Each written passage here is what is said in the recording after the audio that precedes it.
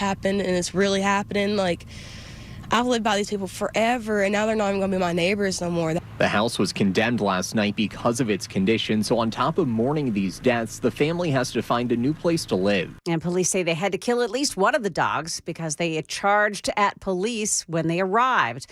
Market Numbers brought to you by Beacon Capital Management, online at beaconcm.com. There's a merger in the works this morning. Netflix saying it reached a $72 billion deal to buy a portion of Warner Brothers Discovery.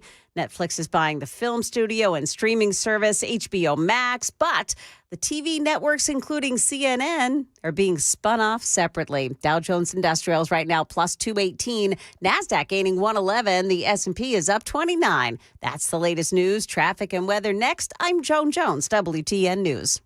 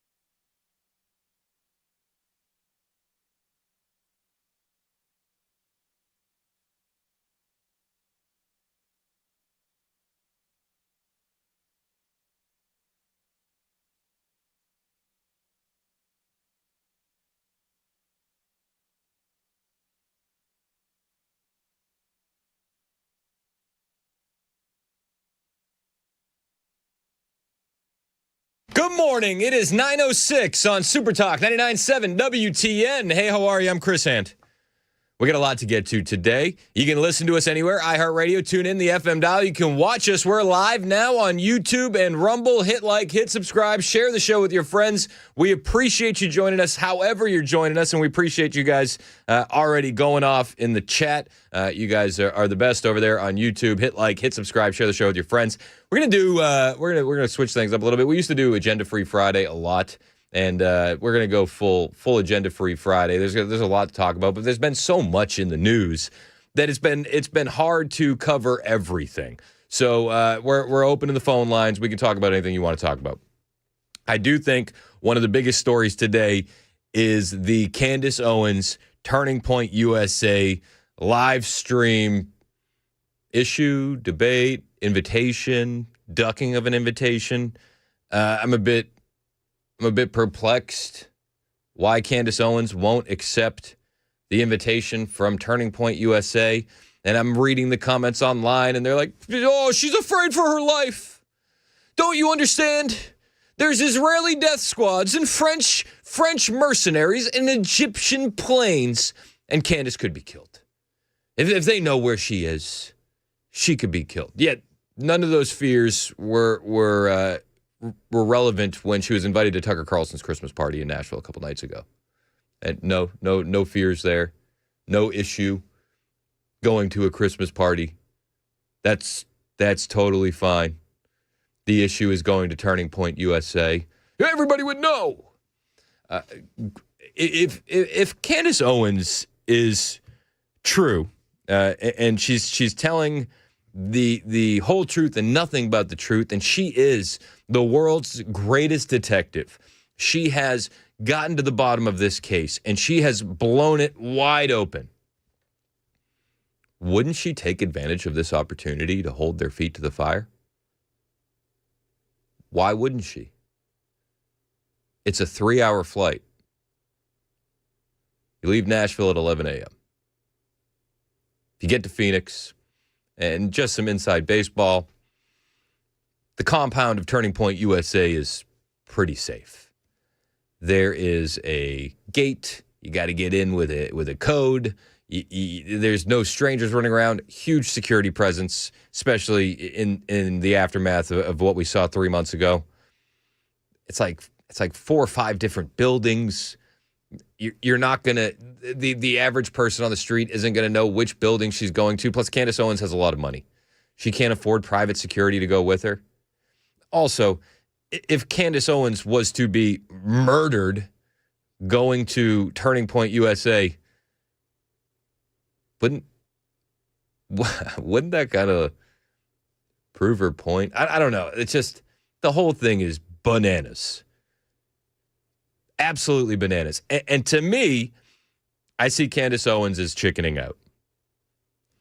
Because it was just 2 days ago that she said, I'll do this, and you can choose any place, anytime.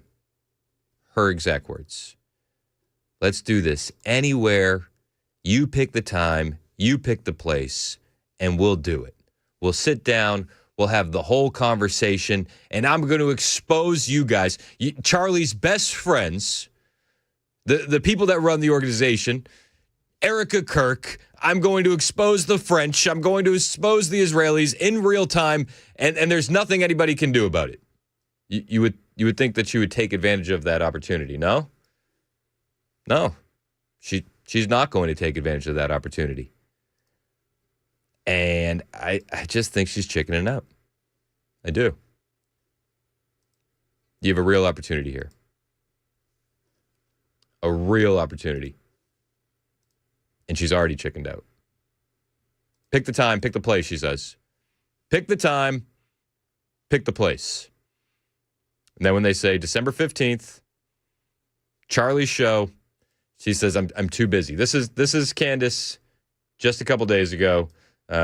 You tell me. Stop Charlie's rise, breaking bread with them and refusing to have a conversation with me, and you know that I cared about Charlie. Have you no shame? We're going to find out. You can pick the place. You can pick the time. I say we do it tomorrow. We don't need to plan for this. We don't need lawyers in between us, lawyer statements. It's not how I roll, okay? I don't care about any of that. I want it to be authentic. Like I said, you can take the money. We can raise money live for this conversation. That is how badly the world is demanding it. The world's demanding it. You pick the time. You pick the place. They do. And now all of a sudden, it's a no.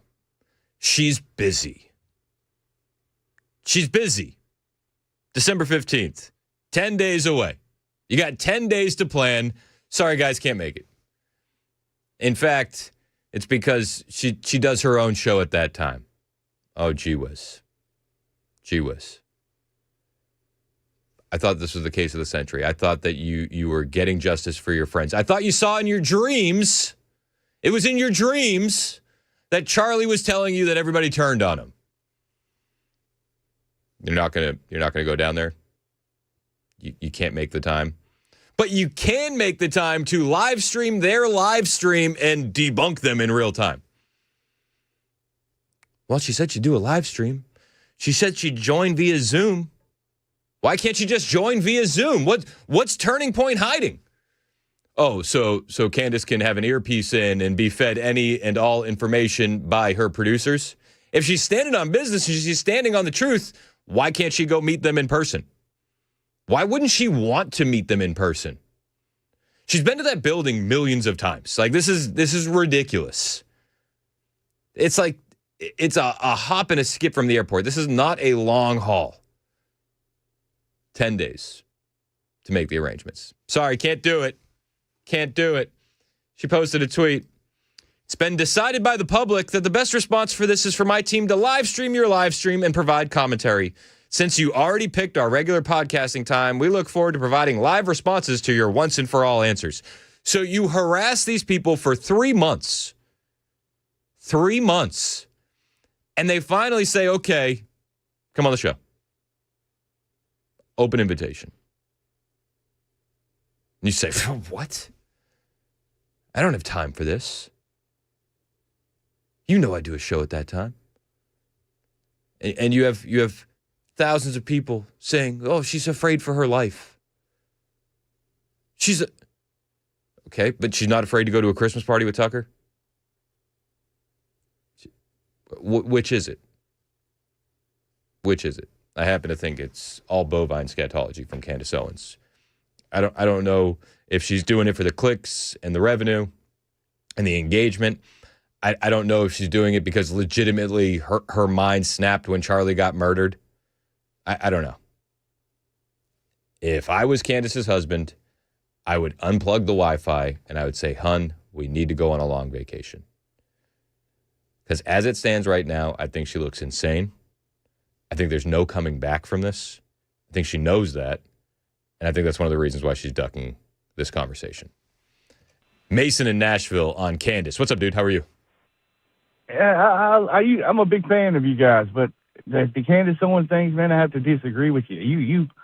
You acted so sad. I remember when Charlie died, you acted you couldn't even come to work, and now that she's took up for him for 2 months, all you do is attack her. Why you attack her? Well, no. She would never bring your name up. You're too small. True. Yeah, true. You're absolutely right. Hey, can I answer? Can I answer? I want to have a conversation. No, I want to have a conversation. You don't know how to have conversations. All you know how to do is attack people. Oh, all I want to do is attack people. Says the guy. Oh, you hung up. First of all, I did come to work actually the very next day after Charlie. I was very sad, and yeah, I am a bit annoyed when Candace is calling out people that I know and saying that they've had a hand in the assassination of Charlie Kirk. I think that is BS. You don't even have the balls to stay on the phone. How about that? You're right. Yep, my show's too small. I'm not on Candace's radar. That's cool. I still know everybody at Turning Point USA, and I get paid to tell you my opinion. And my opinion is that Candace is full of, I wish I could tell you what I really thought. That's my opinion. You are more than welcome to call back. You call me a weasel and then you hang up. Classic. I'm open to a conversation. And you know what? I was open to Candace Owens being right. But we've seen her move the goalposts so many times. We started with the letter that Charlie Kirk sent to Benjamin Netanyahu that said he was moving away from the Israel cause. Then the letter gets published by the New York Post. The letter says nothing like that whatsoever. Have you read the letter? Candace addressed it for maybe 30 seconds on her show before she moved on and moved the goalposts again. Egyptian planes. Have you heard of the Egyptian planes? They say, come on the show. Join us. And I'm attacking Candace Owens. What if she's right? She'd have a great opportunity to prove it. 615-737-9986. Pam on the road. What's up, Pam? How are you? Hey, Chris. It's been a while. I'm doing well. I remember when Candace Owens first came on the scene, like eons ago. Uncle Phil had her call in because he had heard of her, was listening to her a little bit, and said she's going to be a phenomenal star, for the right and all this. She actually sounded normal back then. Now she sounds like she is in psychosis phase. Like she needs some help. I never knew, Charlie Kirk personally. I loved the fact that he loved Israel and revered Israel so much. And, I think this is just, bovine scatology stuff. All of these anonymous sources. It's almost the same thing what CNN does, anonymous sources. I'm with you, Pam, and I appreciate the call. You know what it really reminds me of, the Candace Owens stuff? It reminds me of Trust the Plan, QAnon. Trust the Plan, trust Sessions, trust Barr. Are we doing the exact same thing? 615-737-9986. Let's go to Marie in Nashville. What's up, Marie?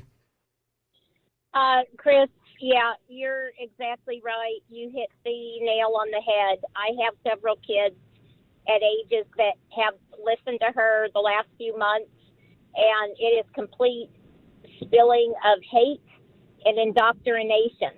I have seen my kids in the last few months try to convince me of all the Israeli and all these people, exactly what you're talking about. It's dangerous, what she's spilling, what she's indoctrinating, and she's got thousands of listeners, just like my kids' ages. I can't even speak to them anymore over it. They get so mad at me if I say anything. She is in their ear 24 hours a day, and yes, she is a dangerous person to be speaking of this and not going out and facing it and hiding from it. And how dare her indoctrinate the ages from 15 to about 25 are her biggest listeners. And these are innocent little, kids that, really haven't even formed their brains completely. And she's indoctrinating them with complete hate. And you are exactly right to feel how you do, Chris. And thank you so much for what you do. Well, I appreciate the call. Listen, I'm not going to go as far as to say what she's doing is dangerous. I think it's ridiculous. I think it's in bad faith. I think that it to a certain extent you could describe it as evil, but I don't think there's actual danger that's going to come of it. I don't think anybody's going to get hurt because of her insane theories. And I just be perfectly clear with that. But I do think that she is working really hard to discredit the organization that Charlie worked so hard to build, an organization that was instrumental in helping win the election in 2024, instrumental in bringing the youth over to the conservative movement. And she's taking a giant leak on it. That how else could you describe it any other way? She's pissing on it. And what is her proof? What is her evidence? Every time she says something, there's a cliffhanger in the episode. There's another unbelievable detail. That yesterday, when she had a thing, oh my gosh, she's responding to the invitation on Instagram, and she goes, "Guys, I have another thing about these Egyptian planes, and that's really going to be the key to everything. Is it the Egyptian planes? Egyptian planes are going to tell us who murdered Charlie." So Turning Point issued an ultimatum, an invitation, gave me 24 hours to respond to a tweet that they sent at midnight. Very strange. Again, everything just seems to be very strange and unnecessary. So and it's strange. coming out of Turning Point USA. We're going to find out. You can pick the place. You can pick the time. I say we do it tomorrow. We don't need to plan for this. We don't need lawyers in between us, lawyer statements. It's not how I roll, okay? I don't care about any of that. I want it to be authentic.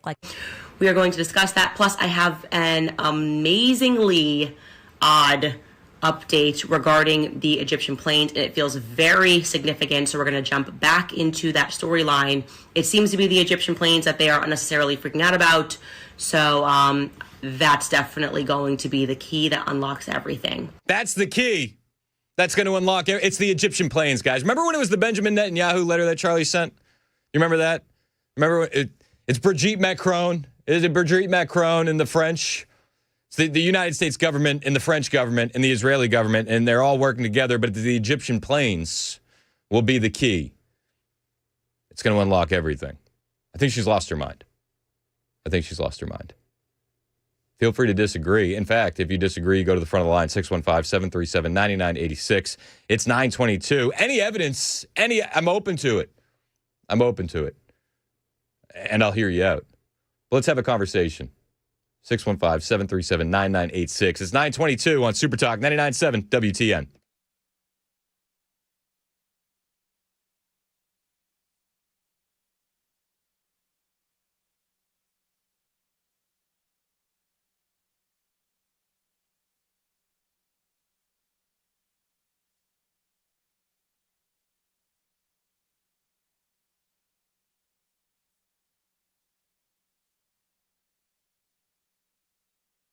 Hey, what's up? It's Chris Hand here from my friends at Zero Res Nashville. If you're having company over for the holidays like I am, you want to get the place looking real clean before the company shows up, I recommend my friends at Zero Res Nashville. They never do us wrong, and they never leave the carpets looking awful. I got 4 kids, 2 dogs. At times, the carpets look a bit like a war zone.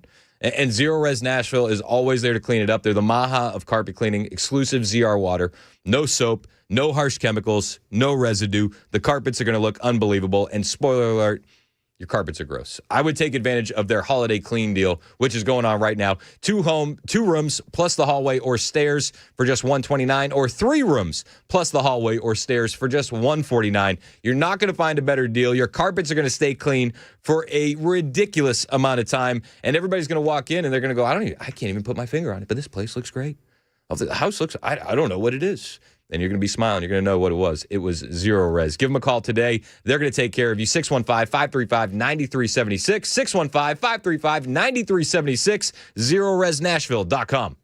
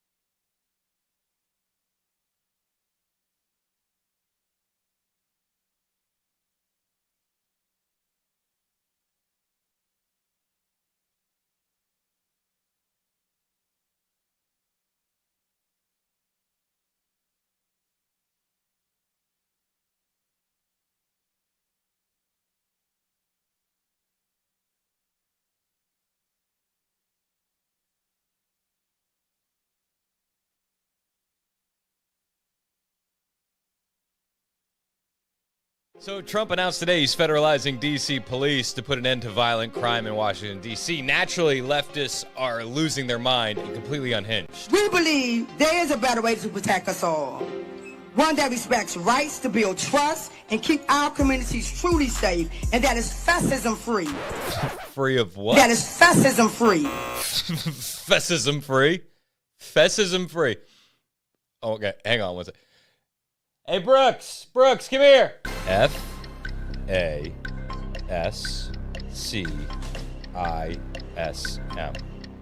Fascism? Correct, fascism. I didn't mean to turn this into an ad for homeschooling versus public schooling, yet here we are. Maybe she should have proofread that.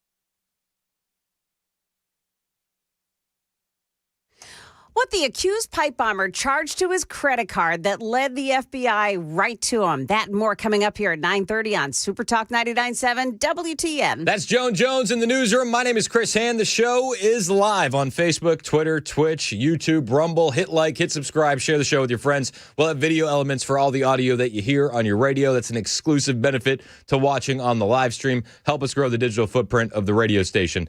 Going through your texts, somebody said... What did they say? Candace is Alex Jones light, and I would just say I feel like that's an insult to Alex Jones at this point.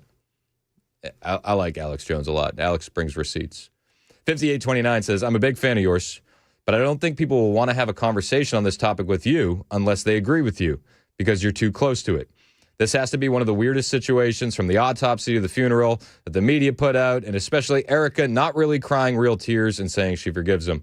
I honestly do not believe Tyler Robertson shot him. Robinson. You do not break down a 30-06 deer rifle and then put it back together. No one does that. Have you seen the interview with Sean Ryan? I've seen the one with the member of Charlie's security team and Sean Ryan. Listen, we're far enough removed. Let's have a conversation, even if you disagree with me. You go to the front of the line. But the thing that Erica not really crying real tears, I disagree. You could say that the funeral was odd. I thought it was an unbelievable moment. I was there. And then for the other stuff, breaking down the 30-06 rifle, putting it back together, you know who you should be pressing for that information? The FBI. The FBI could absolutely be a bit more transparent, bring more information to the table, provide an update. And I think if you're going to apply pressure anywhere, that's where the pressure needs to be applied. But she hasn't done that. She's insinuated that Erica Kirk had Charlie murdered. She's insinuated that Charlie's best friends had him murdered. She's insinuated that Tyler Boyer is a pedophile. She's insinuated that that the French are trying to kill her. The Israelis are trying to kill her. She said that Charlie was leaving the Israel cause. She had a letter. She had the Benjamin Netanyahu letter. She was going to expose everything. And then when the New York Post published it, she moved the goalposts. Like, I just don't buy what she's selling. I'll be perfectly honest with you. I'm open to it. And when she was first going off, I was listening because I'm open to new information changing my mind. She has provided nothing that makes me think Erica Kirk, Israel, Trump, Vance, the guys at Turning Point USA, the French, Egyptian planes had anything to do with it. Provided nothing. Tell me more about what she interpreted in her dreams. Tell me. That's like the best pieces of evidence that we've gotten from Candace Owens. Charlie came to me in a dream. I was in a dream. Okay, is that admissible in court, ma'am? You sound like a lunatic on a psychotic break. By all means, tell me I'm wrong. 615-737-9986. We'll talk about it more. I got a lot of people that want to weigh in. Larry, Randy, we'll get to you guys first. And then Matt and Kyle will get to your calls as well. 932 Super Talk, 99.7 WTN.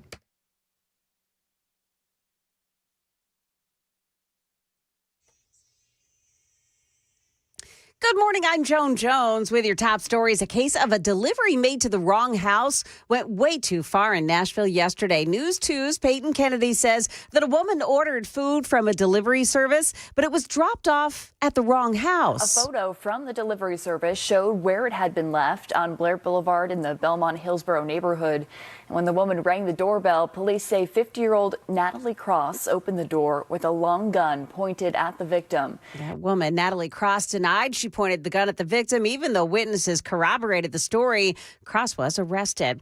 As investigators are combing over evidence of a deadly house fire in Mount Juliet, Channel 4 says neighbors are shaken. Oh, that's just horrible. I know I'll be praying for that family, and my family will be praying for that family. And if there's anything that we could do in Mount Juliet, I know the people here will be given to them. Now, that fire was reported just after 7 yesterday morning on East Division Street in Mount Juliet. A woman was found dead inside. Her name not yet released.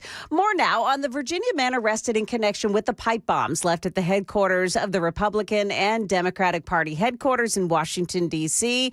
in the hours before the January 6th riot.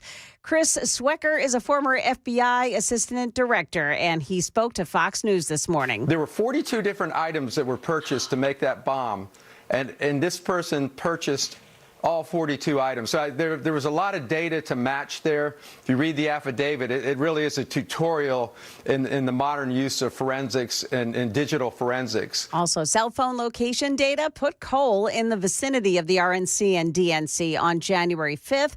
At the same time, the pipe bomb plantings were being made, and a license plate reader spotted his car near the sites as well. Attorney General Pam Bondi yesterday hinting there could be more arrests. That's the latest news. Weather is next. I'm Joan Jones, WTN News.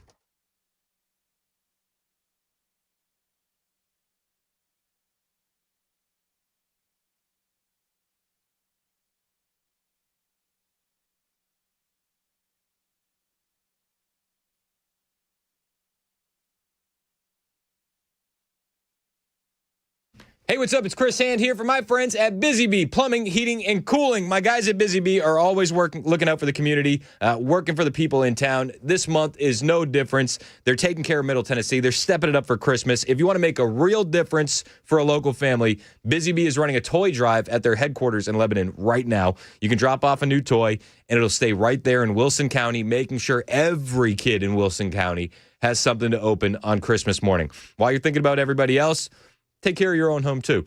If you upgrade your water heater in December, Busy Bee is going to give you a free 10-year parts warranty. Some exclusions apply, but this is going to be a real deal. It's going to save you money, a lot of money, long term. There's also giving away free Beehive memberships. You just bake a Buzz the Bee cookie, snap a picture, tag Busy Bee on social media. It's that easy. The kids want to make cookies anyway, so go for it. They're also still running the 93 or free main line special. They'll clear your main line if it's clogged or you don't pay $1. Busy Bee Plumbing, Heating, and Cooling. These guys take care of the community the same way they'll take care of you. 615-775-7833. 615-775-7833. BusyBeeHVAC.com.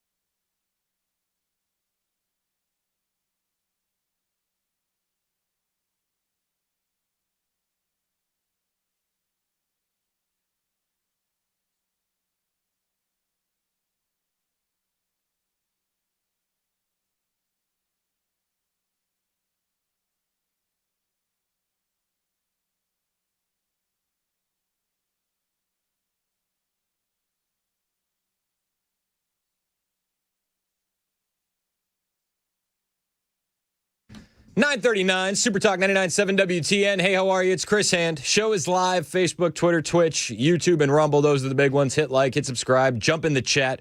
Conversation's going wild. Thank you guys also on the text line, 615-737-9986. I mean, listen, there's a lot of people that, for some reason, agree with Candace Owens. A lot of people that don't. I'm open to why you agree with Candace Owens. Let the record show that.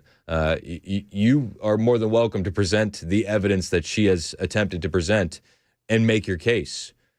Are there odd things about the Charlie Kirk case? Am I saying that there aren't? No.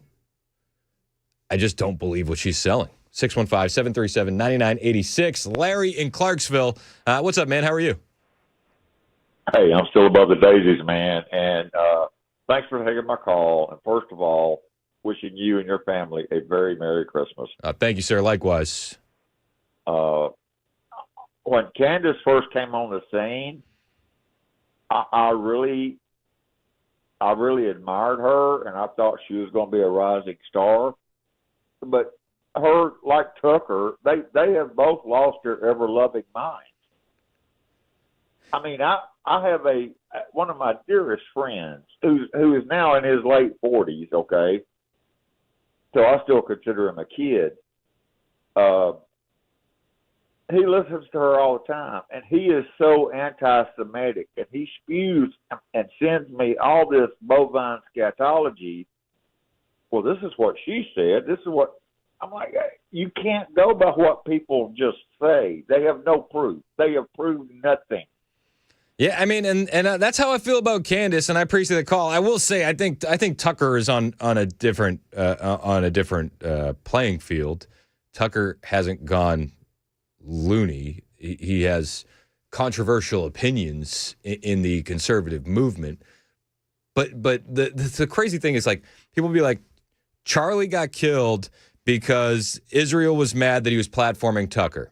That was one of the original theories. And it's like, hey, do you know who's still headlining America Fest?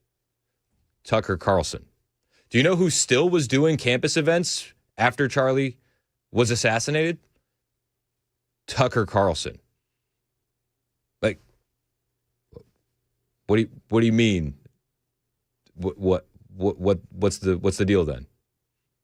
If he was assassinated because he was platforming people that were anti-Israel and he was leaving the Israel cause, why is Tucker still getting platformed? Make it make sense. Randy in Lawrenceburg says that I'm too close to the situation. I'm open to hear why you think so. Randy, what's up, man? Welcome to the show. Yeah. Oh, first of all, I'm from Lewisburg. I was just traveling through Lawrenceburg at the time. Just plugged my town. I love my town. I listen to you guys every day. Love y'all shows, man. I agree with 90%, if not more, of everything y'all say. And the thing about it is everybody's got this tug of war going on here, and they've got us fighting amongst ourselves. And I know Candace is out there a bit. Tucker's out there a bit too, but Candace is. But here's the thing. You said it right a while ago. You said the FBI needs to be more transparent, and that's in a lot of things. You know, you look at the Epstein files. They're saying we're going to release everything but what's classified. This is a pedophile ring. Why is there anything classified? Nothing. Yeah, no. I'm 100% with you on that. But I also think that we need to focus on the issue at hand. Right? Yeah, and the Candace stuff hasn't been about the Epstein files. No. And the thing about it is, you're a Turning Point guy, and I love Turning Point. I love Charlie. You know, I mean, what's not to love unless you're just wicked? But here's the thing. What I found out, I've been in the military. I spent 15 years in prison. I've been honorable and dishonorable. I've seen things that most people haven't seen, and I've watched stories about spouses knowing they had trouble in their marriage, but then they turn around and found out their spouse was hiring somebody to kill them. All I'm saying is, I'm a Christian. I'm an ordained minister now. God changed my life, and we cannot put so much trust just in one person, Candace or Turning Point, because there's wickedness that leaks into everything we got these days. And to be calling people crazy, we found out if you try to go against the points that they make, they always label you crazy. Look at Dave Chappelle. He ran off to Africa. They scared him so bad because they called him crazy because he wouldn't play the game. But what I'm saying is, what has Candace said that you go, oh my gosh, that's a groundbreaking revelation. This could crack open the case. This is indisputable proof that government X, Y, or Z was involved with this. I'm glad you asked, because that's why I was saying what I said, because I don't put my trust in Candace. I watched still frames of that on the day of the assassination, and I'm going to tell you something. Y'all talk about it, but Candace ain't convincing me of nothing, and Turning Point ain't convincing me of nothing. We, the American people, we're seeing some things. We're not saying. But the difference is that Candace is insinuating that Charlie's friends had him murdered. Is that an impossibility? Is it an impossibility? No. Is there any proof that supports that? No. Okay, I've watched still frames of still frames. I'm not saying they did. What I'm saying is America is looking and they're saying something's wrong here. The crime scene was wiped out. But what I'm saying is if you truly believe that, having an unhinged rant about Egyptian planes and French mercenaries and what Charlie said to you in your dreams is not going to help you get to the bottom of that. Okay, let me do this. I know the Bible says we all have dreams and see visions. I can't validate her dreams, but she's using those as evidence. She's using that as building this narrative. I mean, she said it herself when she was talking about the Egyptian plane. She's like, guys, on tomorrow's episode, this is after she denied the invitation from Turning Point USA. She's like, and on today's episode, I got something that is really going to be the key to everything with the storyline about the Egyptian planes. The Egyptian planes, and it feels very significant. So we're going to jump back into that storyline. Story. She's telling stories. Well, I know, but we're going to have to do this, Chris. I love you to death, man. We're going to have to do this. We're going to have to be patient. And like the guy, I forget his name, Galileo or something, he told the Jews, he said, if this is from God, then it'll pan out. If it's not, then you find yourself fighting against God. If she is the only person fighting for Charlie, if she is the only one that's close to the truth, she has an opportunity and an open invitation to hold them accountable to their face. And she's saying no. She's saying, she's saying, you know what I do have time for? I do have time to play your live stream during mine and debunk it in real time. When conveniently she'll have an earpiece in with a team of producers telling her what to say in real time. I think she's afraid to go down to Turning Point because that's not going to be a reality. She's going to look stupid, and she's gone so far down this road that there is no coming back for her. Well, the as far as the Egyptian planes, I mean, there's a record of it. If anybody wants to know about it, they can go get it. But what I'm saying is, I'm not taking Candace's side. I'm not taking Turning Point side. I'm going to let this thing expose itself. And I understand the conversation, and it needs to be had. But the thing about it is, I cannot put my trust totally in either side because I know I used to be one of the most wicked people. My family abandoned me. That's how bad I was. I mean, you name it, I did it. And God changed my life. I've learned in life that you have to, and as impatient as we are as people, especially in America, we want it all now. We want the answers now. And Candace probably isn't helping things by going a little, what they call it, circle back around with all this stuff. But it's up to us, the people, to sit back and say, okay, we know there's something, but we don't know what it is. We do need the FBI to step up and answer some questions because, believe me, the frames that I saw, there's some questions. There is some questions. And I will not give any human being a right to exit, just exit the conversation and the whole scenario without detailed information on exactly what happened. Because, look, they said this 20-year-old couldn't have shot her with a gun. I was 17 years old in the military, and I was an expert shot, 36 out of 40 shots. when they gave me. Like I could at 17, I could have took Charlie out. You know what I mean? I hear So you, but when you're saying like you want the information out and the American people want the information out, she has an opportunity to go to Turning Point USA. And if she has the information, she should. And you know what she said? And you know what she said? She said no. She said, "Wow, guys." She said, "Wow," and I appreciate the call, Randy. She said, "Wow, guys, this is really odd. This is really strange. When I say anytime, any place, you name the time, you name the place, and they do. That's really odd, you guys. That's really strange." I got a text here from Wendy. Never thought the hand guy would be such a sheep. Shaking my head. They gave her a 12-hour deadline to go to Arizona. No, they didn't. They said, respond to us by the end of the day. 24 hours. And the date they picked was 10 days from today. It's not the same. It's not the same. They said Chris Hand has alienated the majority of the 99.7 audience this morning. LOL. What a sheep. What a sheep. What a sheep. What a sheep. Let's go to Sean in Manchester. What's up, Sean? Thanks for holding. It's actually Ron, but listen. Oh, what's up, man? Appreciate you holding. I am proud of you for hanging in there.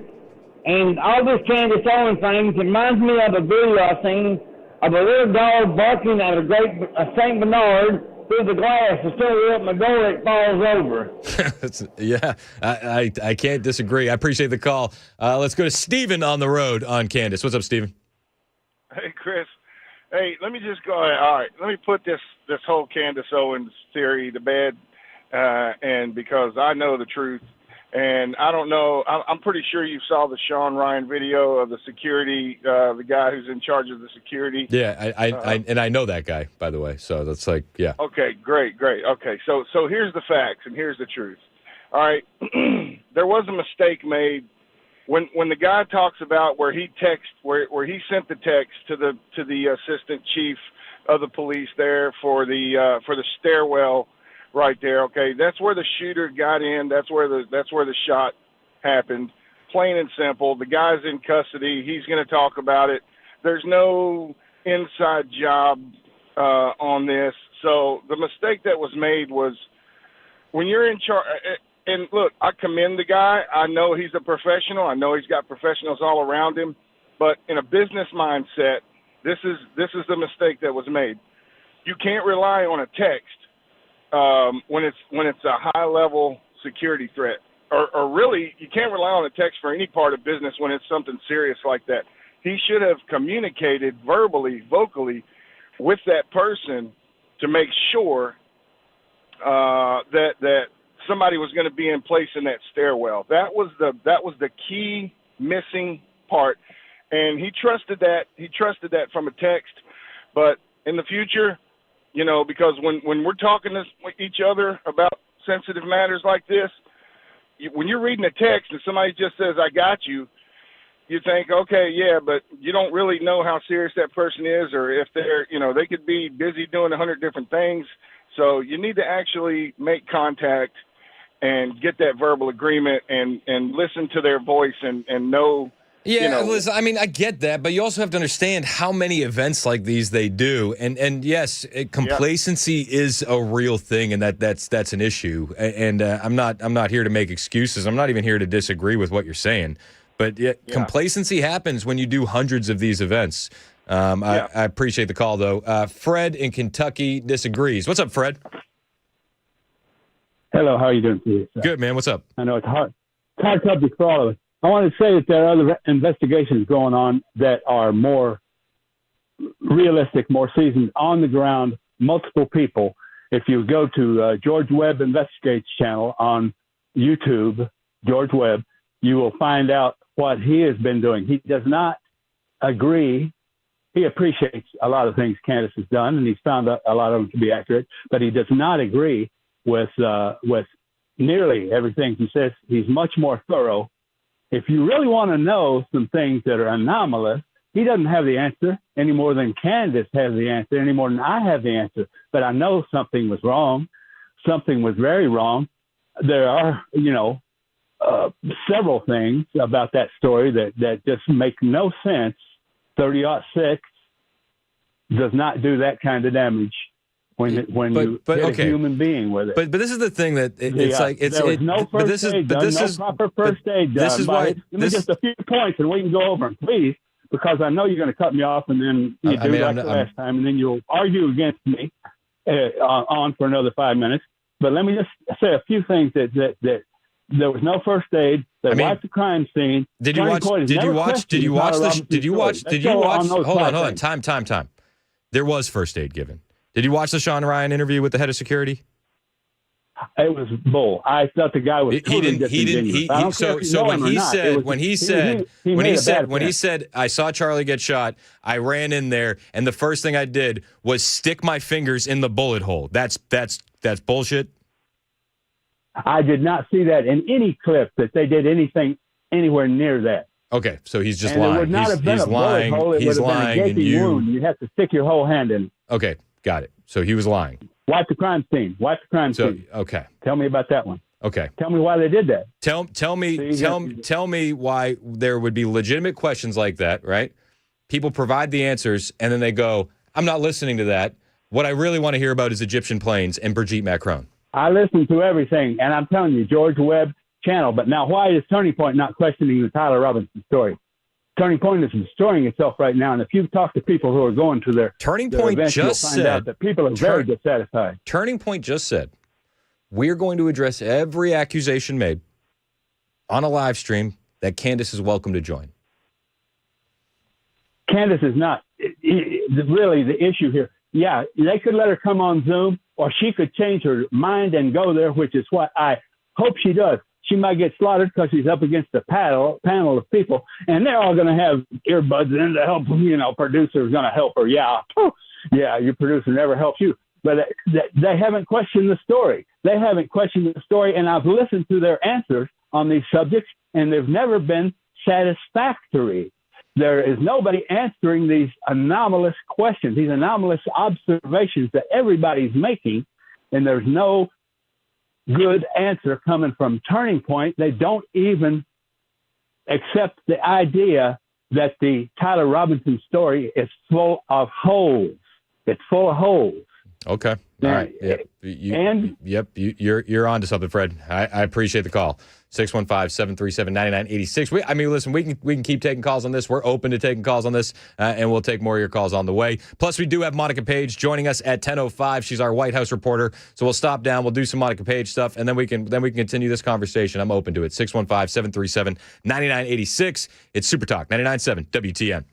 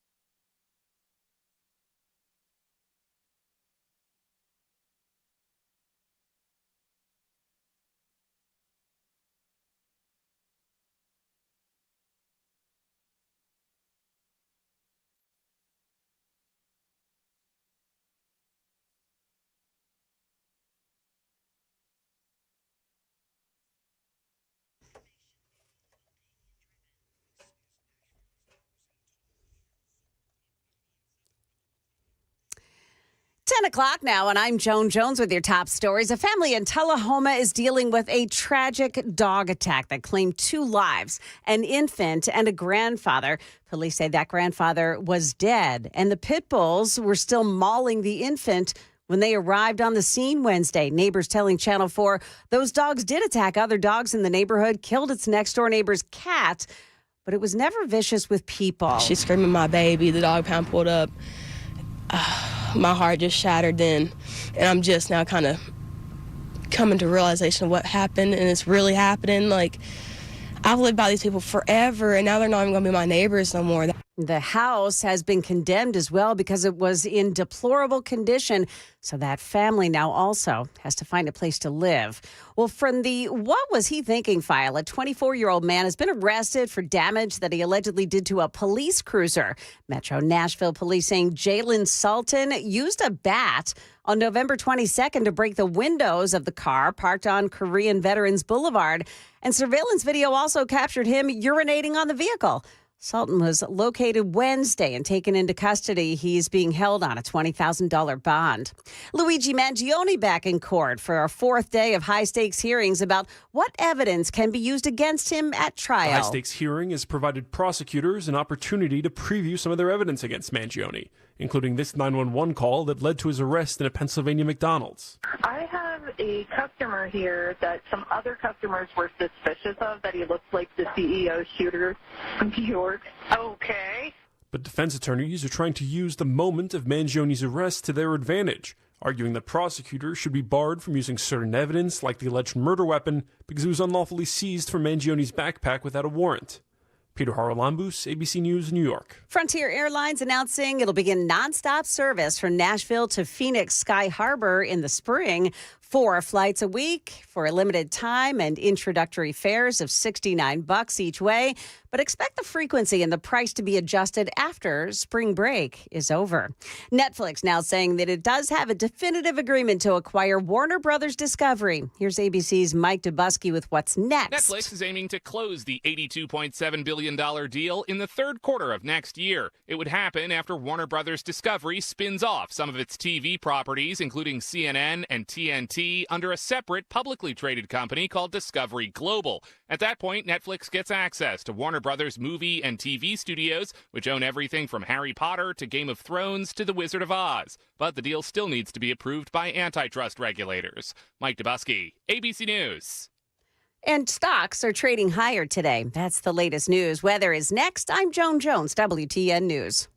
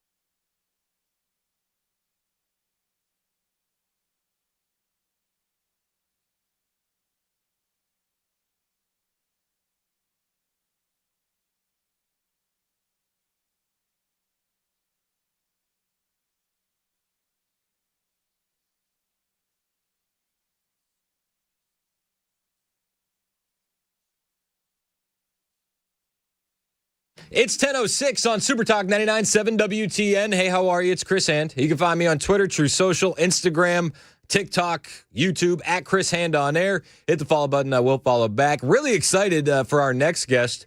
Joining us from the snow-covered North Lawn in Washington, D.C., right outside the White House. What is the temperature out there? Monica Page, our White House reporter from Turning Point USA, is live. Is it as cold as it looks, Monica?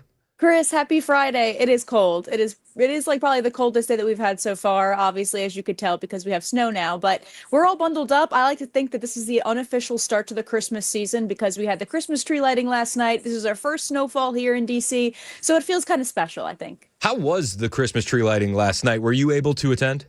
I was not. I was at a speaking engagement with the Turning Point USA Young Professionals, but from what I did see, it was very beautiful. I know the president honored Jesus Christ and Christianity, which I thought was really special. I mean, not many presidents do that, Chris, so it was really nice. And of course, the First Lady looked absolutely gorgeous. She always does. I actually had that on my short stack, though, because, in Portland, Oregon, they had their Christmas tree lighting, but they actually changed the name to the tree lighting.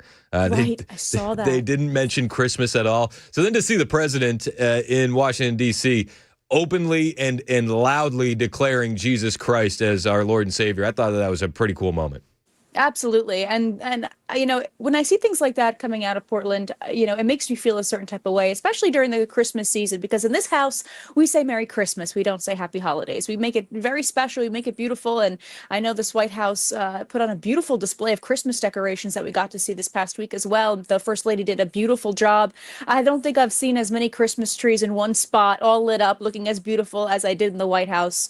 And they just did a fantastic job. Yeah, the White House always goes above and beyond. And they didn't have to release it with some woke ballet. I noticed that, too. That was carnival themed. Yes, it was a huge circus. win. It was a huge win. We're talking with Monica Page. She's our White House reporter. You had a busy day yesterday. President Trump had the president of Rwanda, the president of the Democratic Republic of Congo for a trilateral greeting. They were talking about the peace deal. What was that like yesterday at the White House? Yeah, the Washington Accords, that was massive. That was pretty much first of its kind. I mean, the president went to the Donald J. Trump Institute of Peace to sign the official, peace agreement between these two nations. And hopefully each one follows up and we can keep the peace in the region. But I think that the president has his sights set on just the next war and the next war and the next war of just resolving this. And it's really special to see these two nations come together. It's really special to honestly see the press there and see firsthand what the president is doing to ensure that, everyone's getting along. And this is not just for these two countries. This is for us here at home, especially when it comes to tariffs, when it comes to trade. If we want to, make deals with these countries, you got to make sure that they're not killing each other. Yeah, you're absolutely right. I'm partly curious. Did you see any members or representatives from Rwanda or the Congo who were just absolutely freezing outside and shaking as they were walking around?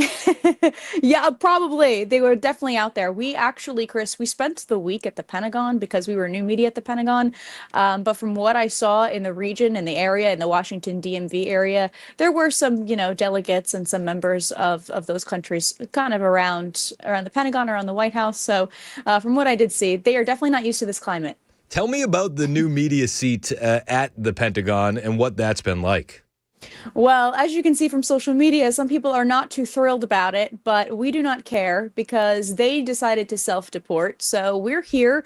We're excited to be here. We're excited to, hold the administration accountable, ask the tough questions. And I mean, it was a very welcoming environment. The members of the Pentagon, the Department of War, were very excited to have us and host us. We got to speak to the chief Pentagon spokesman, Sean Parnell. We got to speak to Undersecretary of Military Readiness and Personnel, Anthony Tata. We got to speak to a bunch of different people, and they're all say the same thing. They are just so excited for real people who really know the scoop and have a great grasp on the news in the Pentagon. They're not just harping on, gender equality and DEI offices and proper rhetoric when it comes to, an old boys club that people are scared that this Pentagon is going to start instilling. We don't care about all that. We care about the safety of Americans and what's next for our country and our national security. security. So they're very excited. We're all very excited. And I'm really excited to see, what direction this goes in moving forward. Yeah, and I'm glad you mentioned the conversation that you had with the chief Pentagon spokesman, Sean Parnell. This was an interview that you posted on X at Monica Page TV. It's worth the watch, a couple minutes long. But you did a great job breaking down the U.S.-Venezuela conflict. What did you learn from that conversation with Sean Parnell? It's so difficult to ask these kinds of questions to the Pentagon because, of course, they'll defer it over to the president. They don't want to overstep the president or speak ahead of him and his plans. But, I feel like it's necessary to address what a lot of critics are saying, that it's not all completely about, the drug trafficking crisis going on in that country. A lot of it, many people suspect, is about regime change. And why are we getting involved in a regime change in Venezuela? Regime change in Venezuela was not in our top 10 list when we went to go to the voting booths back, in November. So it's important to ask those questions. You know what I mean? And that's why we're here to ask that. But I really appreciated their respectful conversation, especially with the members of the Pentagon and those higher level communications directors. But it's important to know that this administration really, truly cares about our national security and is, treading very lightly in what it says because, one wrong move, one wrong slip, you don't want to leak the moves to the enemy. You know what I mean? Yep. So, it's very inspiring. It's very hopeful. It makes me feel very positive. And I think that was one of the key takeaways, I think, from the Pentagon this week. Were you able to glean any information on when we could see land strikes in Venezuela? Coming soon. I think that is what. That's all you got? I think sometime in the near future, next week or in 2 weeks, it could come as soon as that. Okay. I don't know exactly the timeline or the date or where they're thinking, but like I said, we'll leave that up to whatever the president's decision may be, but I think it may be coming in this upcoming weeks.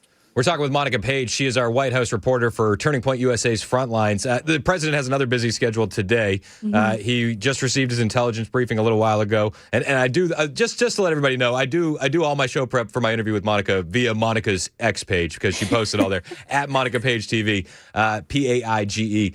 But he's signing executive orders this afternoon at 3:00, which I found interesting. What have you heard? What are the executive orders that the president could be signing? Honestly, we are so left in the dark about the executive orders. We have no idea. But I will say that a lot of this comes last minute. We didn't know that the president was going to be making this huge announcement, I guess, a couple of days ago regarding the auto industry and lowering prices for Americans who want to buy cars. That was a huge, announcement that none of us really expected, and completely annihilating the cafe laws that were under Joe Biden. That was something that we did not expect. But today, it's going to be a very busy day. The president, the press are loaded up into the press vans now. They're getting ready to head over to the Kennedy Center, and I'm assuming that the president will be in the beast momentarily to head over to the Kennedy Center. So he's focusing on that right now. When it comes to the 3 p.m. Eastern time executive orders, we're kind of left in the dark. It's sometimes the president feels like leaking something, or the comms department sometimes likes to leak to the press, but a lot of the times we're kind of in the dark, which is pretty crazy. Yeah, it's interesting. Well, we'll be staying tuned to your Twitter account to learn more. Back to what you're talking about, the cafe standards. That was an interesting moment because we've seen the Democrats really focus on the word affordability. President Trump has called it a con job, and when he does something like eliminate the cafe standards that were put in place by Joe Biden, which made cars more expensive, your wheels start turning, and I'm like, oh yeah. And I remember the President Biden wanted to remove our gas stoves and replace them with electric, and I remember the low flow shower heads and all these different things. And it's like, the Democrats never cared about affordability. This is only being used once again because it is a weapon against President Trump. Yeah, and to add on to that, when you red tape everything, when you regulate everything, you're really putting a barrier on just the lengths that the American people can go to actually have their freedom and do what they want to do. So these massive deregulations, taking off these, restrictions, you're allowing for a free market. And what I think is so important that this administration is doing is that it's not going to be feeding into any sort of green news scam that the previous administration was pushing. we're allowing the American people to choose whether they want to have the gas stove, whether they want to have the electric car, and massive investments are going into the auto industry to ensure that the American automobile industry will be affordable, so that we can instill jobs back home here in America, so we don't have to, get cars overseas or manufacturing parts from different countries. We're doing it all here at home, so it's a very big deal. It does seem like there's been a renewed sense of urgency on the affordability topic. Are there anything else that you're seeing at the White House, moves that they're making that's going to make things cheaper for more Americans? Well, we're hoping that the next priority for this administration is mortgages and home buying. I think that that's the next direction that they're going to go in because, of course, we've seen gas prices been going down. I mean, I've seen gas under $3, maybe even under $2.50 here in Virginia. And also when I went home to New Jersey for Thanksgiving, I've seen some grocery prices come down. I mean, it's not going to happen overnight. There's a lot to undo from the previous administration. But I think the next step is home buying. I think that, there's a lot of young people that really want to buy homes, including myself. And the president, I think, is going to be working very hard, especially coming into the new year, to focus on that heavily. And the president actually has a trip next week to Pennsylvania where he'll be speaking directly to the American people on the affordability crisis and what his administration is doing now to start countering that, and his plans for into the next year to make life, prices, home buying, perhaps more affordable. Are we going to hear more about 50-year mortgages, or do you think that there's going to be a better option presented to the American people? There's got to be a better option. I mean, to be quite honest with you, 50-year mortgages, the thing is about those is that you don't have to have one. They're not being forced upon the American people. If you don't want one, you don't have to have one. But ultimately, at the end of the day, I'm not personally a fan of those. But I think that there'd be another way. There's got to be another way. I think BlackRock's got a lot to do with it, to be quite honest with you, buying up those homes and selling them for exorbitant amount of prices. But, that's a whole other can of worms that I'm not even going to go to, but because we'll be here all day. But right. But I think that's a huge priority. We're talking with Monica Page. She's our White House reporter with Turning Point USA and Frontlines. I got this text from we have a text line. I have a question, and it's actually a pretty good question. It's not exactly politics related, but are there any snowball fights taking place on the White House lawn? Not now, but I will tell you, just this morning, we saw Real America's Voice White House correspondent Brian Glenn doing snow angels on the North Lawn, which was pretty funny this morning. And we actually saw a fox run across the North Lawn this morning as well. So so you never know what you're going to see here. If the president's on the roof, sometimes you'll see wildlife here on the North Lawn. You'll see some snow angels being made. So it's very unexpected. It's very unpredictable, but nonetheless, it's always a fun time. I love it. What's some stories that the American people should be paying attention to that the mainstream media is either not covering or butchering in their coverage? Trump accounts. Trump accounts are my favorite topic this past week. We saw a massive. I mean, you're gonna benefit from this big time. Your baby. That's awesome. I know, so cool. It's $6.25 billion investment from the Dells, Michael Dell and Susan Dell of Dell Technologies. They invested a whopping $6.25 billion, so every child will be able to benefit, whether it's in his future investments, and just so you can have money in the bank when you're ready to take the money out at 18 years old. It's really, really exciting to see that. We've signed up for it already. So if your child is born between, I guess, in this new year up until 2028, you'll be eligible for a Trump account. And, it's only, I don't know how anybody could be against something like this, Chris. Right. I mean, I don't know how Democrats would be like, well, I don't think that's a good idea. I think we just saw Cory Booker tweeting out about it. And I was like, say it, Cory. Say the name Trump accounts. It is the Trump account. You know what I mean? Like, they hate the fact that it's linked to Trump. And I haven't seen any stipulations where they said this is only for kids of Republicans, Right. It's for every single child in America that, is born between these certain times. And I'm hoping they extend that to past, this administration, God willing, that we would see that something like this continue on, because it's a big deal. It's a legacy that you're leaving behind, making sure they're prosperous, because unfortunately for us, we didn't have anything like this growing up. I would have loved to have a Trump account set up, because by the time I'd be 18, I could have maybe even six figures, depending on how the market does. And I trust that this market will do pretty well under President Trump. So I'm excited to see, maybe more investments into the Trump accounts. I think the president teased ahead of something like that as well.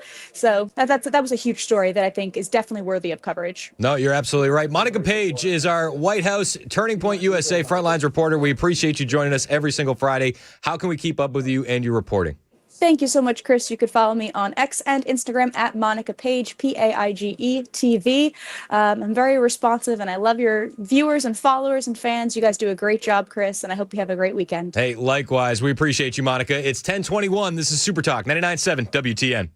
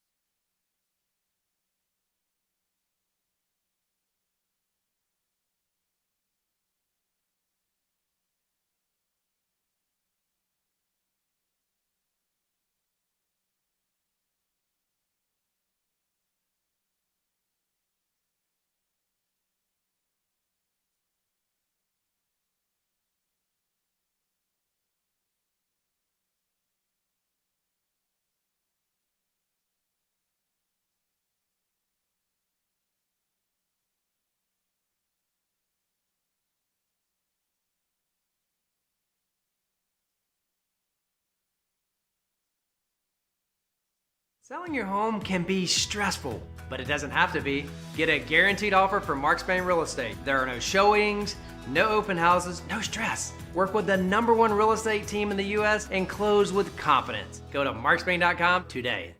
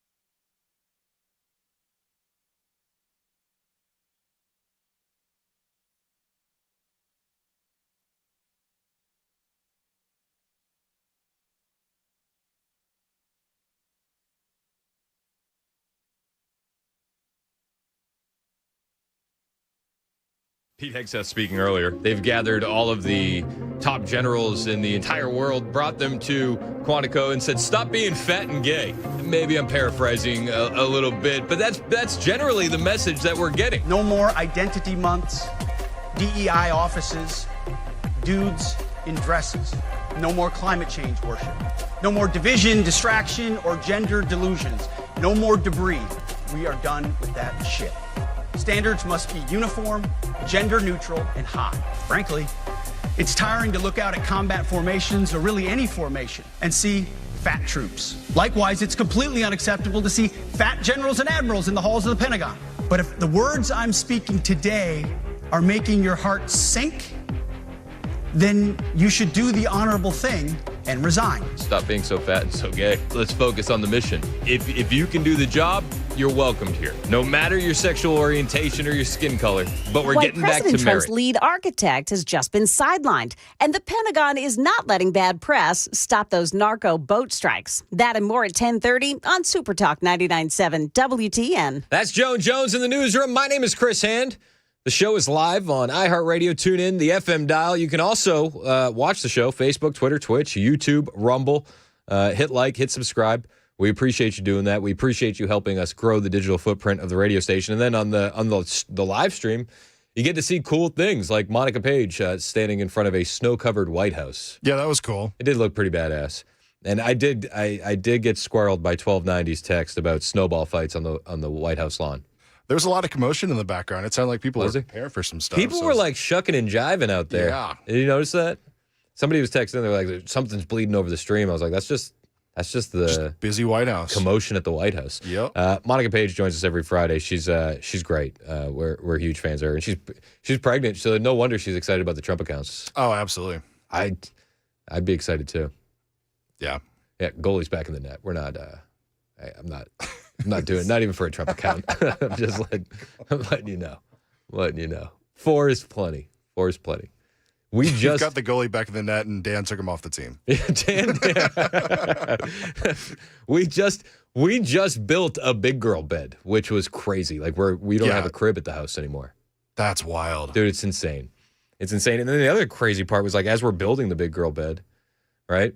Yeah. My 8-year-old, like legitimately, this was like the first time that this has ever happened. My 8-year-old legitimately saved me like an hour and a half by helping me build this thing. Oh, that's cool. He was total beast. I'm like, "Hey, bud, need you to go grab the drill." He's like, "Got you." And like randomly be like, "Dad, drill's running out of battery. I'm going to go get the charger." I'm like, "My man, let's go." What a chief. That's like, awesome. You pass me that screwdriver, Phillips or flathead. It's like, dude, let's go. That's a man right there. That's what I'm talking about. That's what I'm talking about. All right, 615-737-9986 if you want to join the show. There is a lot to get to. I'm open to any conversations you guys want to have. We can dive back into the Candace conversation. We can go elsewhere as well. There's a lot of stuff that's happening in the United States today. President Trump has been going off about immigration. I don't know if you saw this Truth Social post. I saw it. He retweeted Brendan Dilley, which is the leader of the Dilly meme team. They were in the weeds during the 2024 election. They make some of the funniest stuff, man. They're awesome. But Dilly tweeted out, "We have 2 options. Deport every single third world migrant, illegal alien, and American-hating visa holder, or surrender your nation the way the United Kingdom have and watch your society collapse in the coming years." President Trump retweeted that, retruthed that on Truth Social. And it's got a lot of people opening their eyes to the fact that President Trump is going hard on immigration right now. President Trump also has been warning Europe that they face civilizational erasure with EU and unrestricted mass migration to blame. Breitbart has that story. Europe faces imminent civilizational erasure. Erasure. I don't know. I'm probably pronouncing that wrong. Driven by the hapless EU and unrestricted mass migration, President Trump's administration warned Thursday in a new strategy document. The warning of looming total cultural dissipation in Europe is made in the U.S. national security strategy. It notes that Europe has economic problems, but says they are eclipsed by the real and more stark prospect of civilizational erasure within a generation. The Trump administration made clear its fears in the 33-page document released overnight. The larger issues facing Europe include activities of the European Union and other transnational bodies that undermine political liberty and sovereignty, migration policies that are transforming the continent, creating strife, censorship of free speech, and suppression of political opposition, cratering birth rates, and the loss of national identities and self-confidence. As you see this statement being released by President Trump, you can understand the renewed focus here at home. You know, he's talking about cratering birth rates. We have an issue with that here in America as well. And the administration is looking to kind of, grease the wheels to fix that problem with these Trump accounts. And you can look at the civilizational erasure that he's talking about in Europe being demographically replaced by Muslims. And we can look around America and say, listen, we might be staring down the barrel of that same exact issue if we don't get right. And what we've seen in Minnesota, Somalia, don't you know, really highlights that point.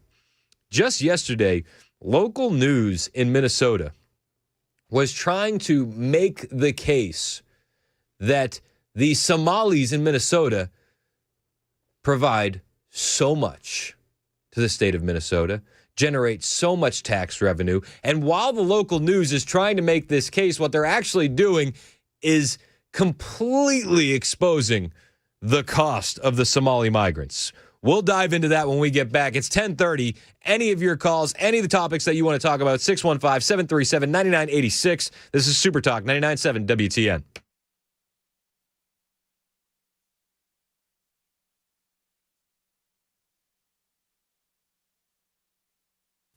I'm Joan Jones with your top stories.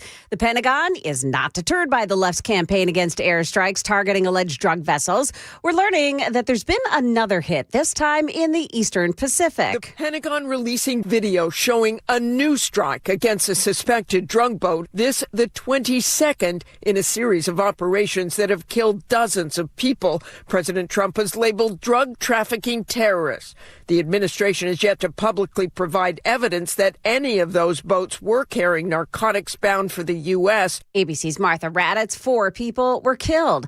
A big change for the project, building a big new ballroom at the White House. President Trump's $300 million White House ballroom project has a new lead architect. The first architect reportedly clashed with the president because he felt the 90,000 square foot project was too big compared to the 55,000 square foot White House. Officials say he'll stay on as a consultant. ABC's Sophie Flay. The CDC's Vaccine Advisory Committee has voted in favor of doing away with the recommendation that all babies receive a hepatitis B shot at birth. The committee says the new recommendation is for parents to use individual decision-making for infants whose mothers have tested negative for the disease. For mothers who choose to have their baby vaccinated against hepatitis B, the group recommends not getting that vaccine at birth, but rather no earlier than 2 months of age. Parents of autistic children have long pointed to a relationship between the vaccine and autism. That is the latest news. Weather is next. I'm Joan Jones, WTN News.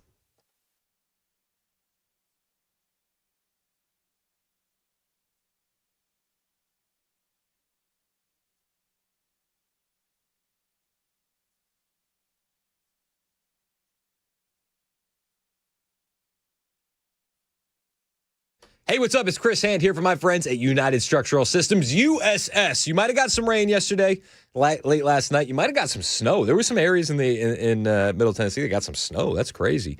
If it was rain, that water might be getting into your crawl space and your basement, and you're dealing with that today. If it was snow, we're going to wait for it to melt, and then it's going to turn into water, and it's going to get into your crawl space and into your basement. One is an issue immediately. The other one might be an issue here in a couple of days. No matter what, you need to fix it. Call United Structural Systems. These guys have 30,000 satisfied customers in Middle Tennessee, and they've been doing the work since 1994. They don't send a sales guy to your house. They're not sending somebody with a quota. In fact, they are perfectly fine with saying, "Hey, we can fix this really, really cheap. It's not going to be a huge problem." They don't mind that. However, if it's been a problem that you've been kicking the can down the road and it's a bigger issue, they can tell you the truth on that too. And they are going to tell you the truth. They're not going to try and oversell you. They're just going to fix what's going on with your waterproofing issues. And if you have foundation issues because the water's getting in, wood rot, weakened foundation, they can fix that too. These guys are going to come to your home. They'll fix the problem. And when they leave, they'll leave behind a warranty that stays with the home. Even if you leave, the warranty stays. That's how confident they are in their work. That's why I trust the people at United Structural Systems. That's why you can trust them too. 615-488-7855, 615-488-7855, or find them online, ussTN.com.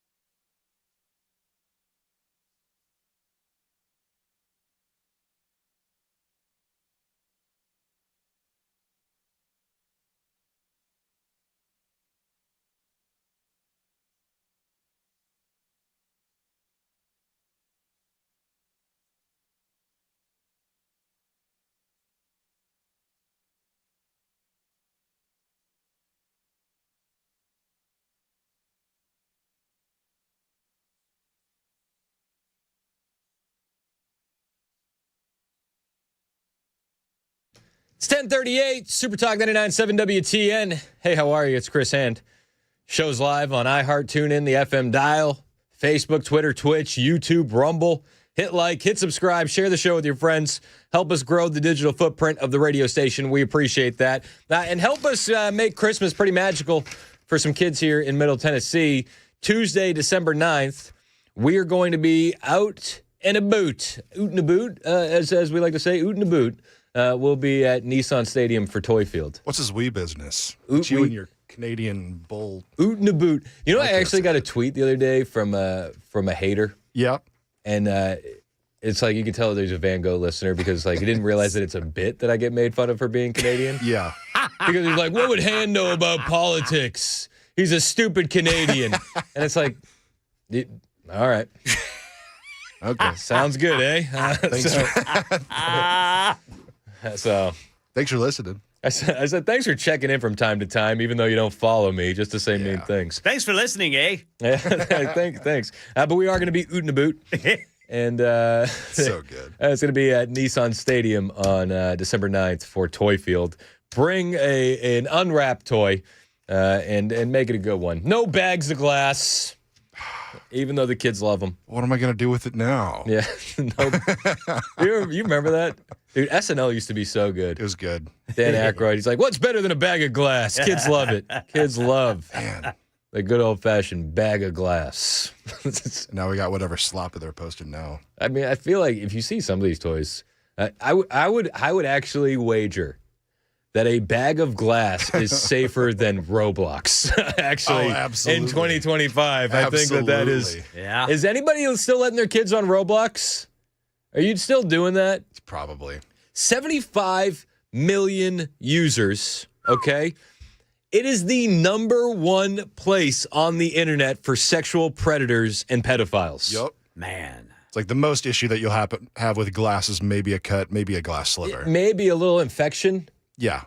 Yeah. But I've never heard of somebody having to go to therapy for an infection. Yeah. Just letting you know. At this point in 2025, if your kids are still on Roblox, I think that you're doing a disservice to them. You should absolutely get your kids off Roblox. Yeah, I took mine off years ago. Beast mode Weaver over there. Ahead of the curve, as always. Years. But hey, you know, if you like games like Public Bathroom Simulator, that's your kids have access to it on Roblox. Yup. If you're even if you're like, well, I approve the games, you're still paying into that machine. Yep. That instead of taking the pedophiles and the predators off the platform, they're removing kids who are exposing and getting those pedophiles and predators arrested. Yep. Isn't that crazy? It's nuts. Wow. Yeah, and you have a great short about that too from an interview. Yep. I'll play it after this segment here on the YouTube stream so that you guys can check it out. That's one thing that Mason does on the YouTube stream that's actually pretty cool. We try to do a little bit more content in the commercial breaks. I gotta get updating that. We gotta. Yeah, it's a lot of old content, man. Yeah, people love the EBT one and the Fessism. Yeah, Fessism. But like, you can only play it so many times. Yeah, we gotta. I'll do better and get those updated. If you want to join the show, 615-737-9986. I did tease this before the break, and then we'll get to your calls. What a self-own yesterday by KSTP. KSTP. The TP stands for toilet paper in this because it seems like they're full of you-know-what. Local affiliate in Minnesota for ABC. Minnesota, don't you know? They said they posted this tweet yesterday. And they said, Eric, can you put the tweet on the screen for me, actually, so that way the people can see on the stream? The tweet reads, Somali Minnesotans generate at least $500 million in income annually and pay about $67 million in state and local taxes. And it's like, ha-ha, gotcha, bigots. You said that they don't contribute anything. Donald Trump said that they're garbage and they don't contribute anything. And so they're posting this tweet, and it's up on the screen on the stream in case you're watching. They posted this tweet, and they're doing this to be like, haha, we showed you. There's actually a lot of net benefit for the illegal aliens and the Somali refugees and the migrants. The $67 million in tax revenue.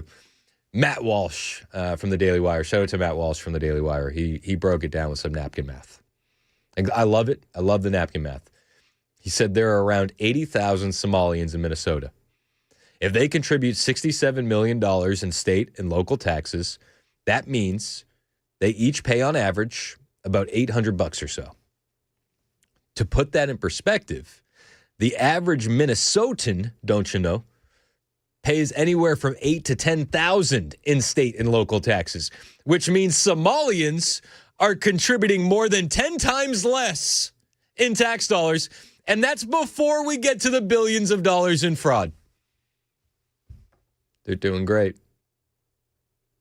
They're not leeching off the system. They're contributing. Sure, it's 10 times less. It's 10 times less. It's so funny, and it's just so eye-opening. What a self-owned by KSTP. Local Minnesota State Senator Zaina Mohammed.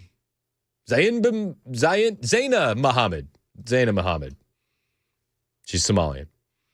She said Minnesota would not be able to survive or thrive without the Somali community here. State Senator Zaina Mohammed says these attacks won't stop with Somalis, and their contributions can't easily be erased. We are in every industry, and Minnesota would not be able to survive nor thrive without the Somali community here. Wouldn't be able to survive or thrive without these 80,000 people paying 10 times less in taxes and also siphoning off billions in fraud. How would Minnesota thrive without that? It's a very important question. It's a very important question. Rep. Pramila Jayapal was talking about the Somalis. She was on, I think is this MS Now? MS Now. That's such a lame name. Nah, dead name them. Yeah, should we dead name them? MSNBC. She's on MSNBC, and she said that these getting rid of the Somalis is actually going to hurt the economy in the United States and in Minnesota. And she was talking about the Somalis. She's also talking about illegal aliens as a generality as well. We're hearing about people who are not going to doctor's appointments, not getting their dialysis treatments, not getting their cancer treatments, not going to work, not showing up at their child cares or their schools in whatever profession they're in because they're terrified. And that is just so outrageous and so out of the any kind of a norm and it's going to hurt us. It's going to hurt our economy for sure. It's going to hurt our economy for sure. For sure. Okay, for starters, people shouldn't be afraid to go to any of those things if they are allowed to be legally in the United States. It's just number one. If you're here legally, what are you worried about? Right? Nothing to fear. If you're here illegally, I could see why you would feel like that's an issue going out. But to say that's going to hurt our economy, I just listened to the things that she listed, right? Everything she lists, I would assume the government is paying for. Healthcare, childcare, schools. Is this all being paid for by the taxpayers as well? I'd be willing to bet that was the case. That's just me. Bobby, you're up next on Super Talk. Wants to talk about the Somalians. What's up, Bob?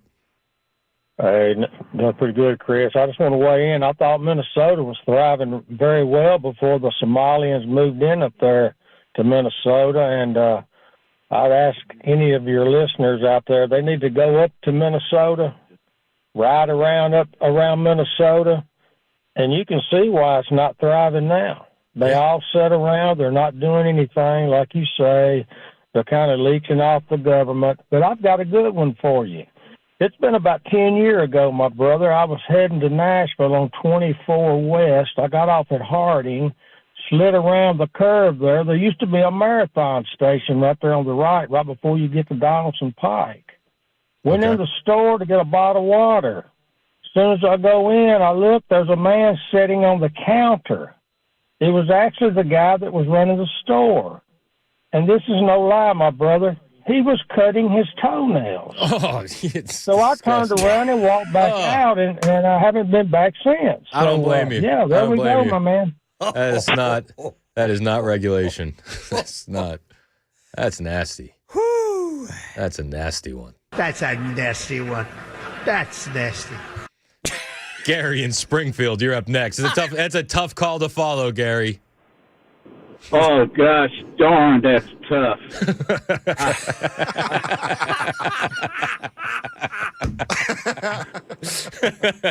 Give it your best shot, Gary. We gotta isolate that, man. I was going to eat lunch. I don't know. No, we're on a diet now, Gary. We're losing some weight today. Shoot. Oh, see, forget turkey for Christmas. All right, here it is. Being retired military officer. Shoot, I'd rather go to Ukraine after this and fight on the front. Gosh, 3 weeks without a shower is better than this. Okay, I'm doing my best now. For years, we trained Muslim officers. Years ago, back in the 80s, and we got to know them here in the States and a lot about Islam. I got to know these guys, sponsored some. Anyway, this whole thing about the colonization, as they explained it to me, and especially this one Saudi, it's all part of the jihad process too, every 100 years. Wherever they go, if there's an imam, a mosque, and a community, that is Islamic soil. Yep. So, me and a full colonel, this must have been 18 years ago, we went to see the deputy governor of the state of Tennessee. I brought in a sworn statement of some pretty serious stuff that the Saudi captain told me that I even ran up the NSA chain. I was an Army captain at that time at Fort Knox. And I made 50 copies, all original signatures, gave it to him. 1 week later, the governor of state is entertaining Sharia banking in Nashville, which means no interest banking, by the way, which something needs to be looked at.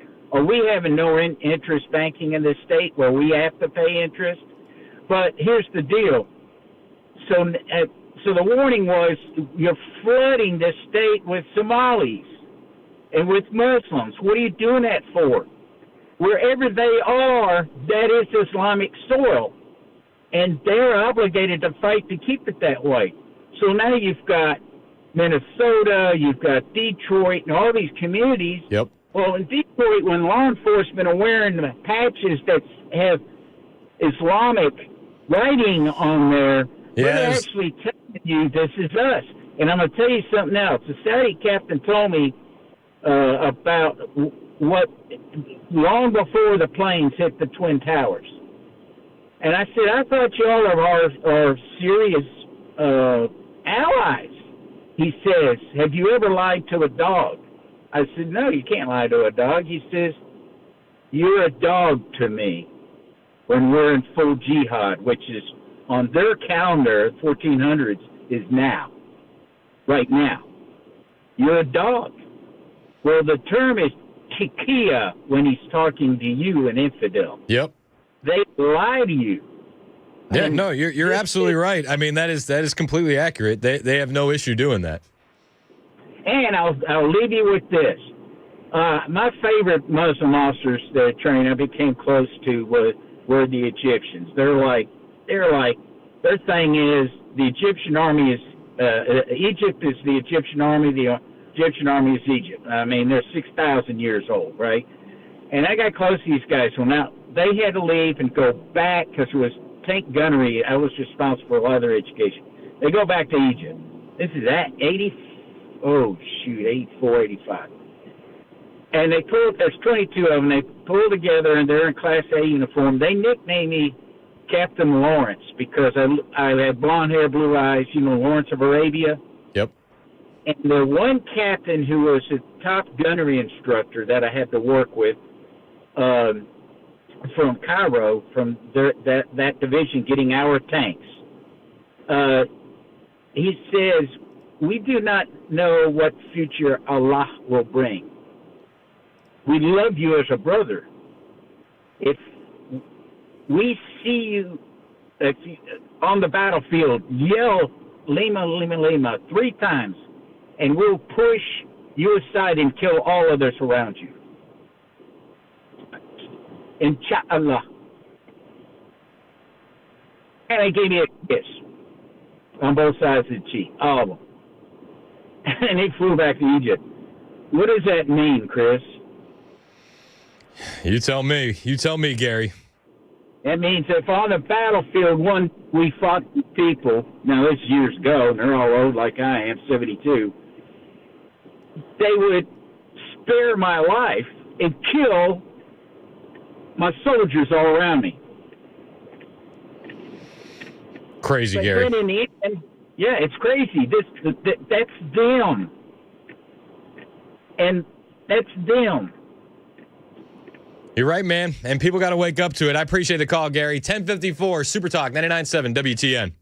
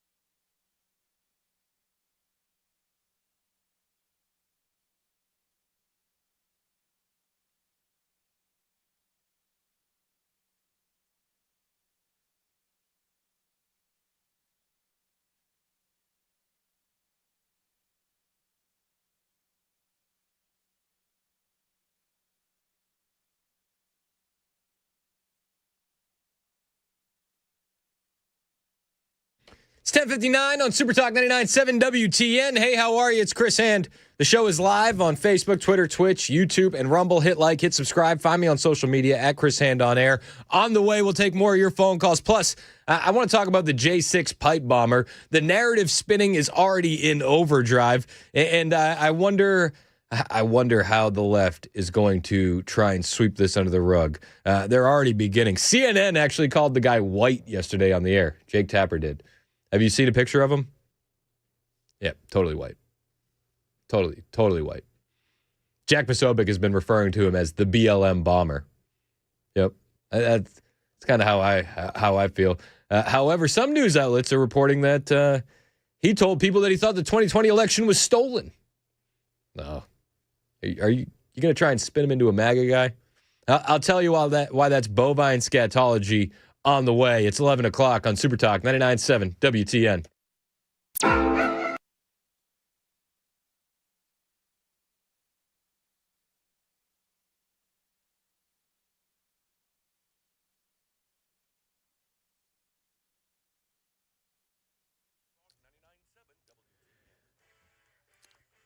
It's 11 o'clock on the dot. I'm Ken Weaver with your top stories. Full forecast, and that's coming up in 5 minutes.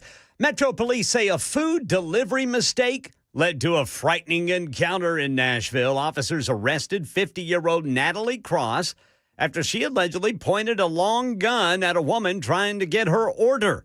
The food had been dropped off at Cross's home by mistake, and the victim went to the address after seeing a photo from the delivery service. Cross faces a felony aggravated assault charge, being held on a $2,500 bond. News Channel 5 says the woman killed in a highway shooting near Smithville in DeKalb County has been named as Dr. Ashley McKenzie, a sociology professor at Middle Tennessee State University.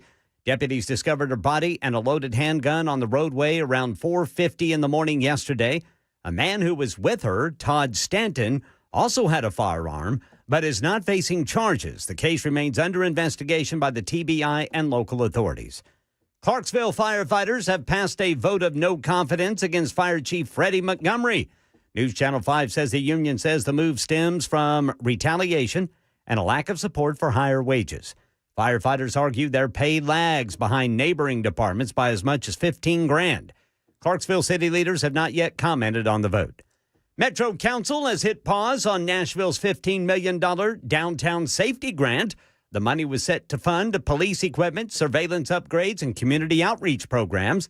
Council members raised concerns about oversight and privacy, sending the plan back to committee. Until it's approved, none of the proposed safety improvements can move forward. Election 2026, the Supreme Court has handed Republicans in Texas a big victory. The nation's highest court overturned a lower court ruling that found the new Texas maps were illegally drawn based on race. But Texas state officials argued the map was drawn purely for political advantage, which the Supreme Court has previously allowed. Now, in the wake of this decision, the new maps will be used in next year's midterm elections and are expected to give Republicans a net gain of 5 congressional seats. That's ABC's Nicole D'Antonio. And a merger in the works this morning impacting your home entertainment options. Netflix wants to buy Warner Brothers Discovery. Netflix is aiming to close the $82.7 billion deal in the third quarter of next year. It would happen after Warner Brothers Discovery spins off some of its TV properties, including CNN and TNT, under a separate publicly traded company called Discovery Global. At that point, Netflix gets access to Warner Brothers movie and TV studios, which own everything from Harry Potter to Game of Thrones to The Wizard of Oz. But the deal still needs to be approved by antitrust regulators. Mike Dubusky, ABC News. Comcast and Paramount had also expressed interest in buying Warner Brothers. That's the latest news. Weather's next. I'm Ken Weaver, WTN News.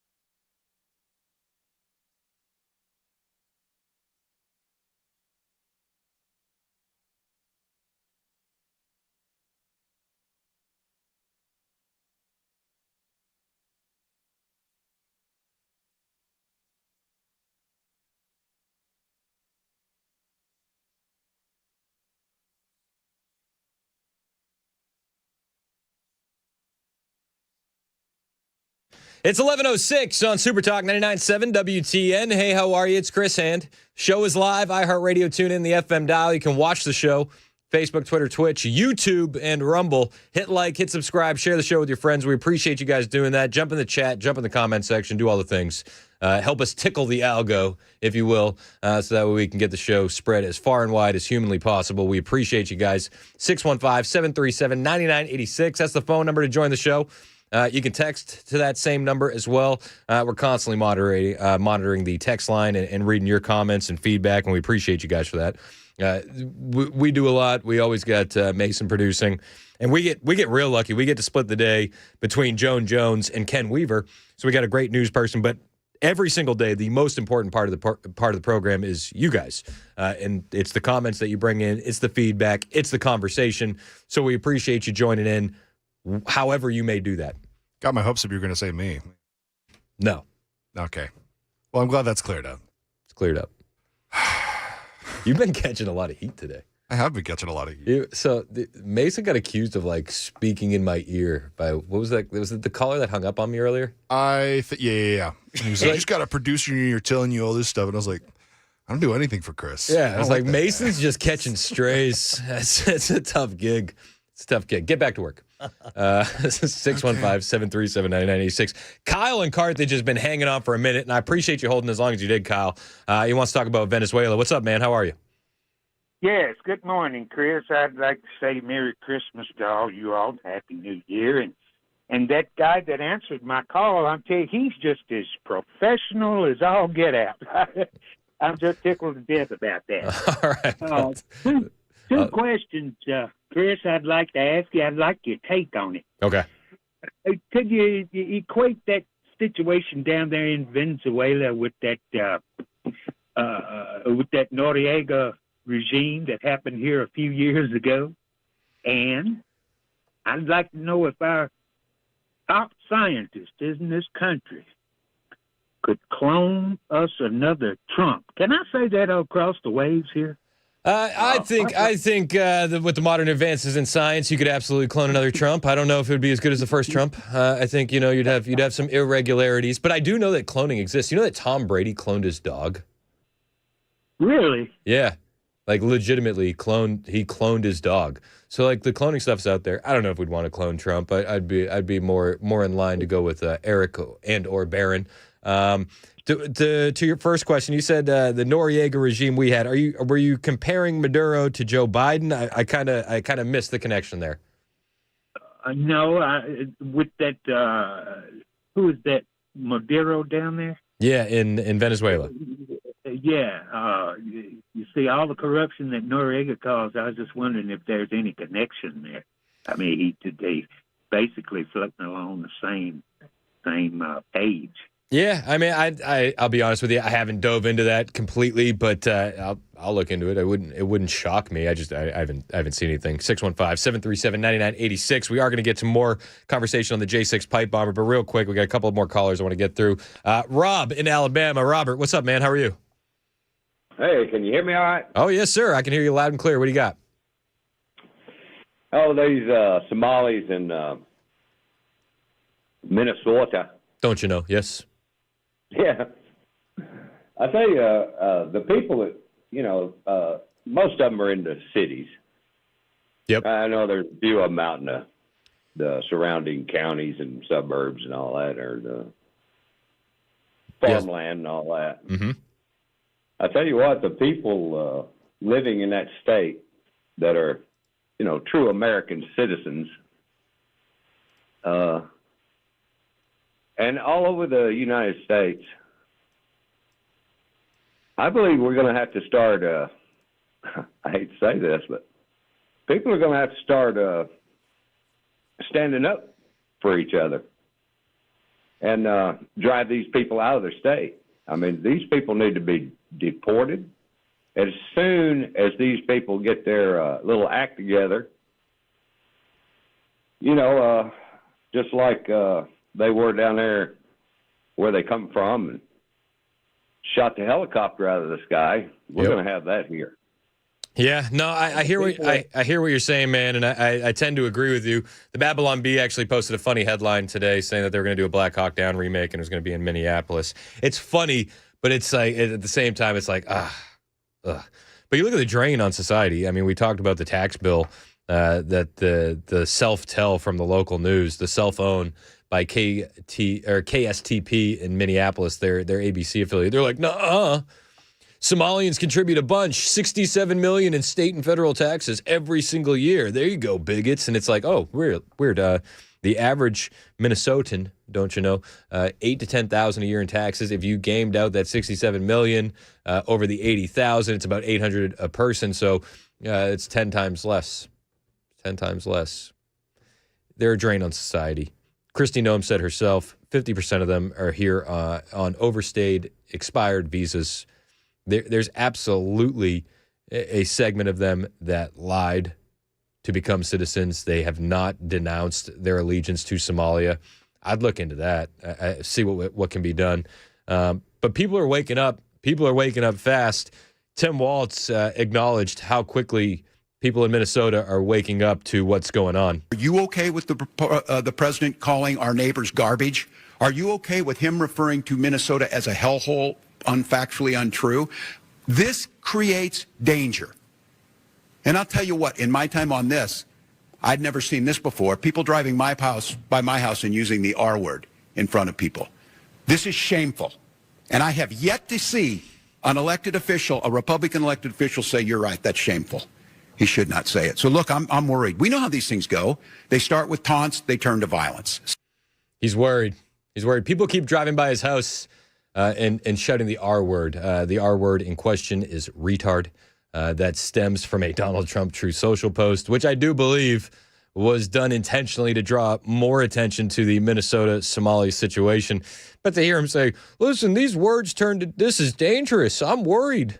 It starts with taunts and it turns to violence. And I just would be like, dude, what are you going on about? The guy that almost had his head blown off and then was almost assassinated a second time. Who's causing the violence? Have we forgotten? Have we forgotten? I haven't forgotten, and I know you haven't. In fact, yesterday we find out that the J6 bomber does appear to be another deranged leftist. Shocker. I'm stunned. I'm telling you, I had no idea that they would have covered this up to protect a leftist.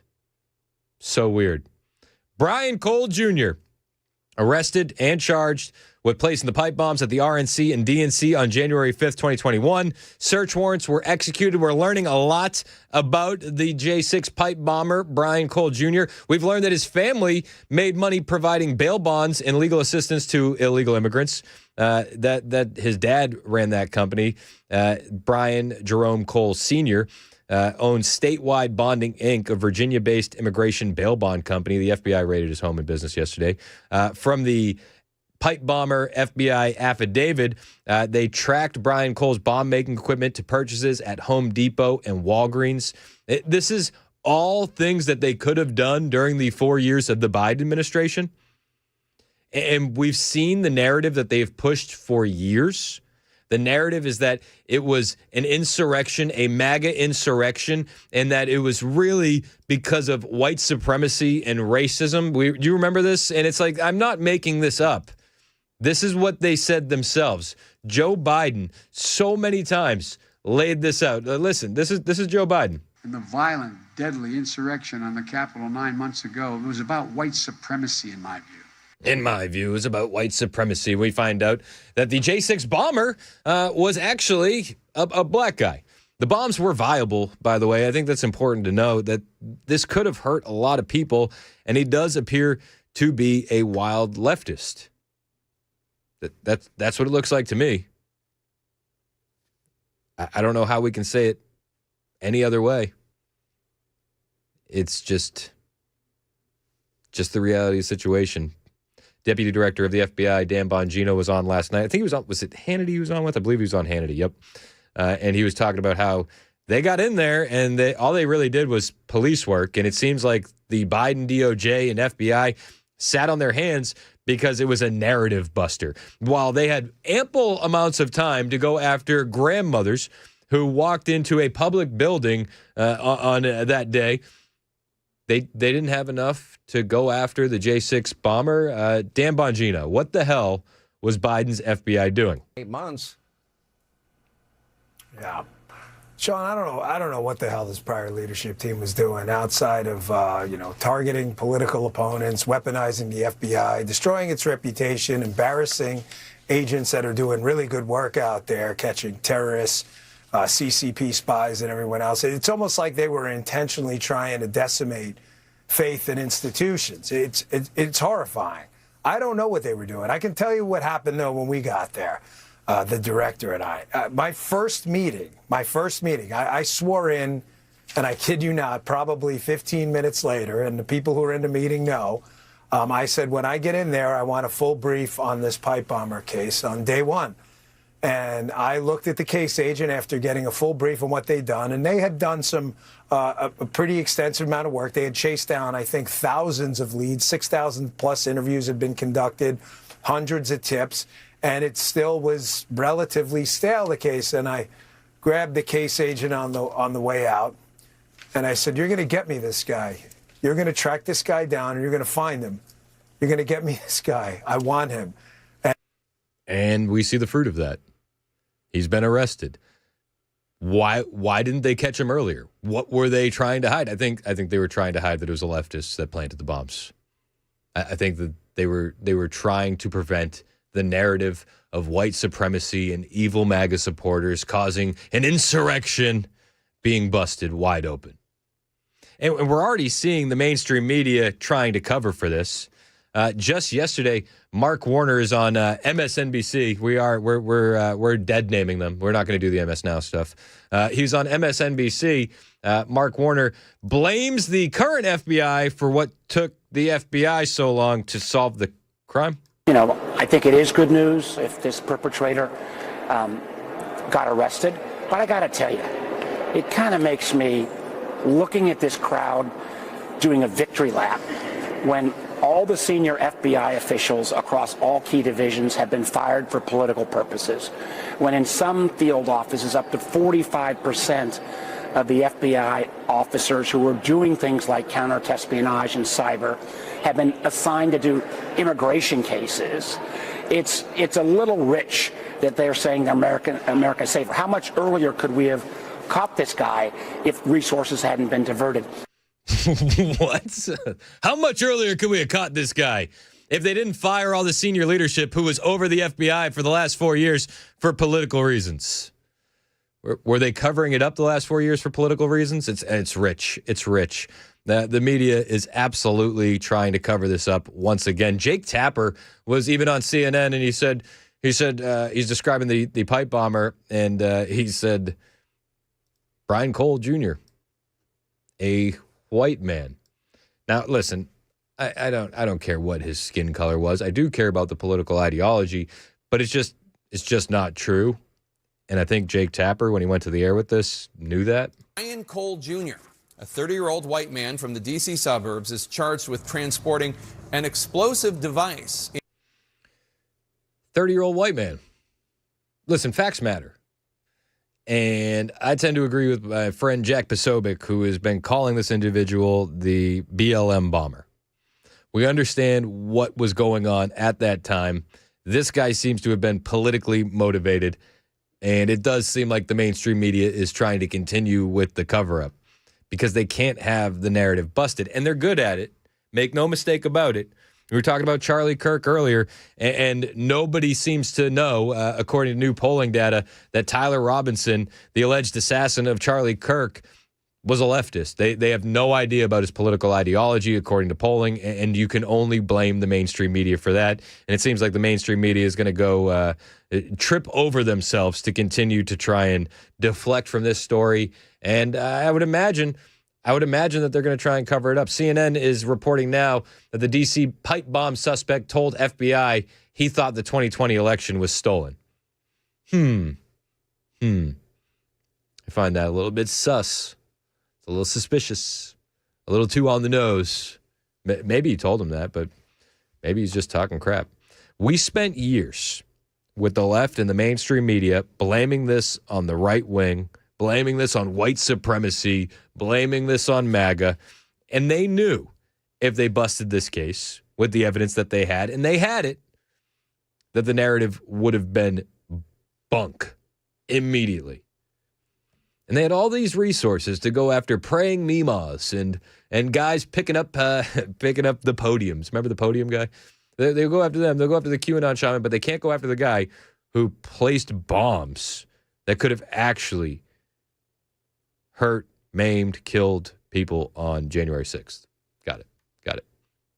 I'm sure it was for no reason other than, well, it was just a tough case. It was just, all it took was a new pair of eyes on the evidence we had, and gee whiz, they cracked that thing open. I'm sure that's what it was. 11:22, Super Talk, 99.7 WTN.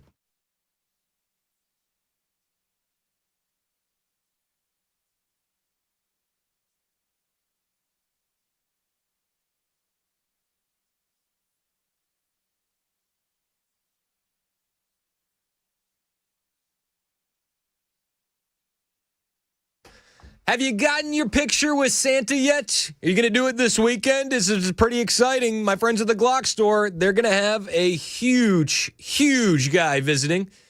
Goes by the name Tactical Santa. It's going to be an awesome time. Thanksgiving's over. Let's think about Christmas. Family photo with Santa at the Glock store this weekend and next weekend. Backed by popular demand, Tactical Santa. This is the kind of Santa that could fly over downtown Minneapolis, and he's not fearing anything. You know what I mean? Santa's got some war paint. Santa's got a sidearm. Santa's got some accessories. You're going to have some accessories, too, in the picture. It's going to be the best picture that you've ever taken with Santa. There's going to be a lot of props that you can use at the Glock store. And you can bring the kids. You can bring the pets. Everyone is welcome for a picture with Tactical Santa. It's only $25, and it's going to give you the most unique Christmas card out of anyone that you know. Get the most unique holiday photo memory with the Glock Store's own Tactical Santa this weekend, next weekend, only at the Glock Store, minutes from the airport, worth the drive from anywhere.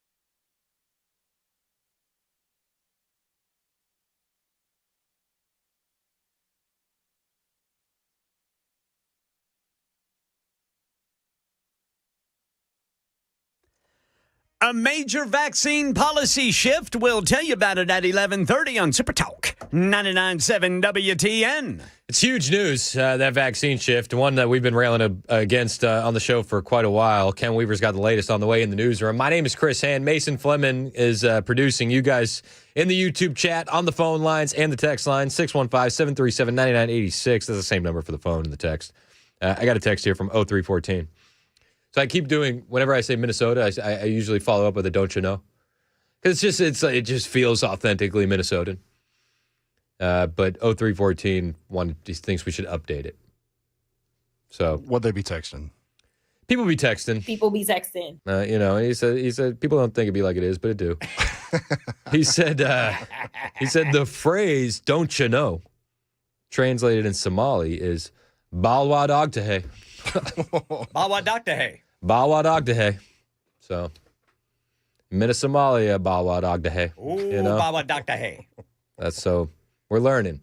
We're learning. It's cold, Balwa dogtahe. We also got a text from Jeremiah. He said, your math is off on the Somalis. Half is probably children. Second, who cares? Second, who cares that guy is a leftist, the pipe bomber? There was still an insurrection. You sure about that? You sure about that? Balwa dogtahe.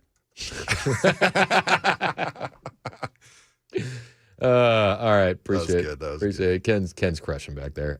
All right. What do we got? We got some stuff that we can get to real quick. I got some immigration stuff. So the White House is touting 2 million illegal aliens have been removed from the United States since President Trump took office. Now, there is a bit of a disclaimer there. Like, a lot of these are self-deportations, over 1.5 million self-deportations. But you can't say that that's not because of the president's policies and the pressure campaign that he's putting on the illegal aliens. That is still a massive number. 2 million illegal aliens have deported from the United States, and more are ready to self-deport. I saw one clip, this woman, I believe she was in New York City. She was talking, it was New York City. She was talking about, I've been here for 38 years, and it's time to go. She's been living here in New York illegally 38 years. So it's time to go now. No kidding. No kidding. Is it the pressure that the Trump administration is placing on illegal aliens? 100%. 100%. I've been here for 38 years, and I cannot articulate how disappointed I am in we the people that we allow this to fall so easily. Having 38 years ago, because I bought into it, yes, I wanted to come here. 38 years later, after being here and realizing how it's more fast, it's more smokes and mirrors, I am ready to leave. I can't financially leave right now, but the first opportunity financially that I can get, I am leaving. Well, fun fact, the Trump administration will offer you a stipend, so you can actually, they'll give you a free plane ticket. You just use the CBP One app, the one that Biden was using to bring illegal aliens in. It's actually the CBP Home app now. You just hop on there. They'll get you a flight. They'll send you on your way, on your merry little way. I love how she says, we the people. Then she says that she's not from here. So she's not part of the we the people. Also interesting to note, this interview was taking place outside of Luigi Mangione protest. She's a pro Luigi Mangione protester. Nothing of value will be lost when she leaves. I can assure you of that. 11:30, Super Talk, 99.7 WTN.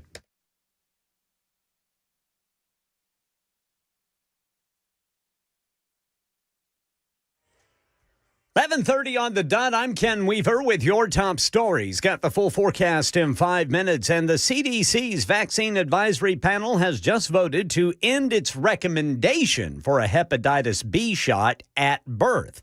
For babies born to mothers who test negative for the virus, the first dose would now be given at 2 months. And looks like this recommendation still needs full CDC approval before taking effect.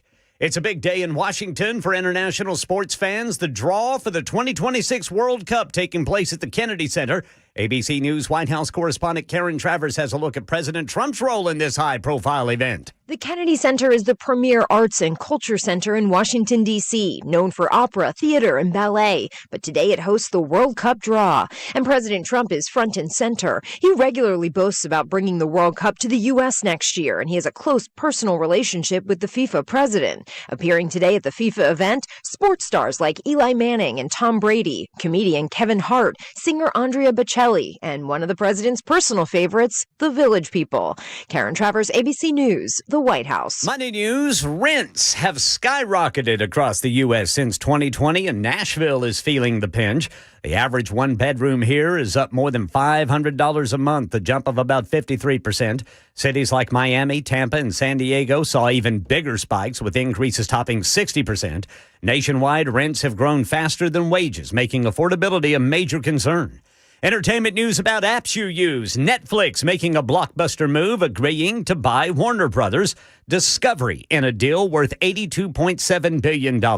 The acquisition includes Warner's legendary film studio and HBO, home to hit shows like Game of Thrones. HBO Max will be folded into Netflix's platform, creating one of the largest streaming libraries ever. The deal expected to close within 18 months, pending regulatory approval. That's the latest news. Weather's next. I'm Ken Weaver, WTN News. I got a conspiracy alert on that. What's that, brother? It's just the Obamas buying all the media. That's the real news. Going to have a lot of climate change movies now. Oh, so many.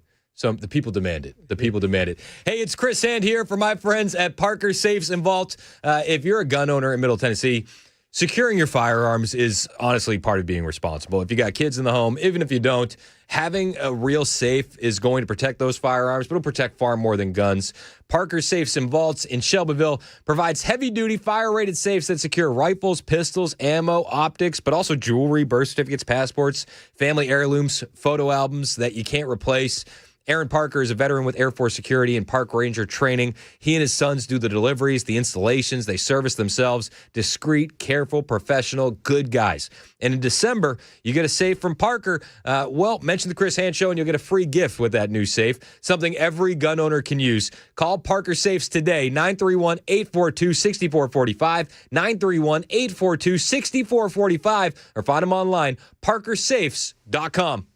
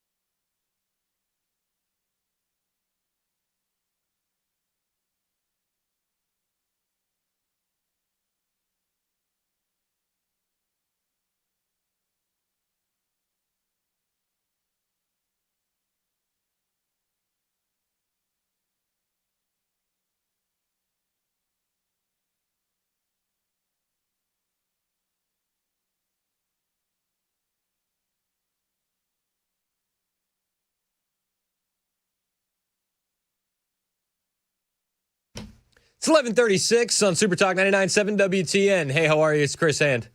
You can listen to the show anywhere. iHeart, TuneIn, the FM dial. You can watch the show on Facebook, Twitter, Twitch, YouTube, and Rumble. Those are the big ones. Hit like, hit subscribe, share the show with your friends, jump in the chat, leave a comment, give us a call, send us a text, 615-737-9986. There's so many different ways for you to get in contact with us. You can also find me on any social media platform that matters, at Chris Hand on Air. Same handle on all the platforms, at Chris Hand on Air. It's 11:37, so you know what that means, right? Do you know what that means? It means it's time for the lightning round. It's the lightning round with Chris Hand. Every single day at this time we do it. It's called the lightning round. We talk about all the stories that we couldn't fit into a whole segment, stories that we want to get to but didn't have enough time to, and just a bunch of random stuff. We like to call it the lightning round. First story in today's lightning round. We talked about it a little while ago when somebody asked if Trump could be cloned. You remember that? It was one of our callers said, could Trump be cloned? He's like, I would like a Trump clone. And I said, with the modern advances in today's science, like I bet you they could clone him. Now, would that count as a third term? That's a good question. That's a good question. I don't think it would be a perfect Trump clone, if I'm being honest with you. I think you'd get something wonky. Like it'd be Trump with a lazy eye. You know what I mean? Or it'd be like Trump, but his teeth would be kind of gangly, you know? I don't think they could do it bar for bar. Yeah, I feel like it's hard. Nothing would be like the original. But we kind of laughed about it. I don't think they're going to clone Trump, but I do believe in cloning. And that's a real thing. And I mentioned Tom Brady's dog. Yeah.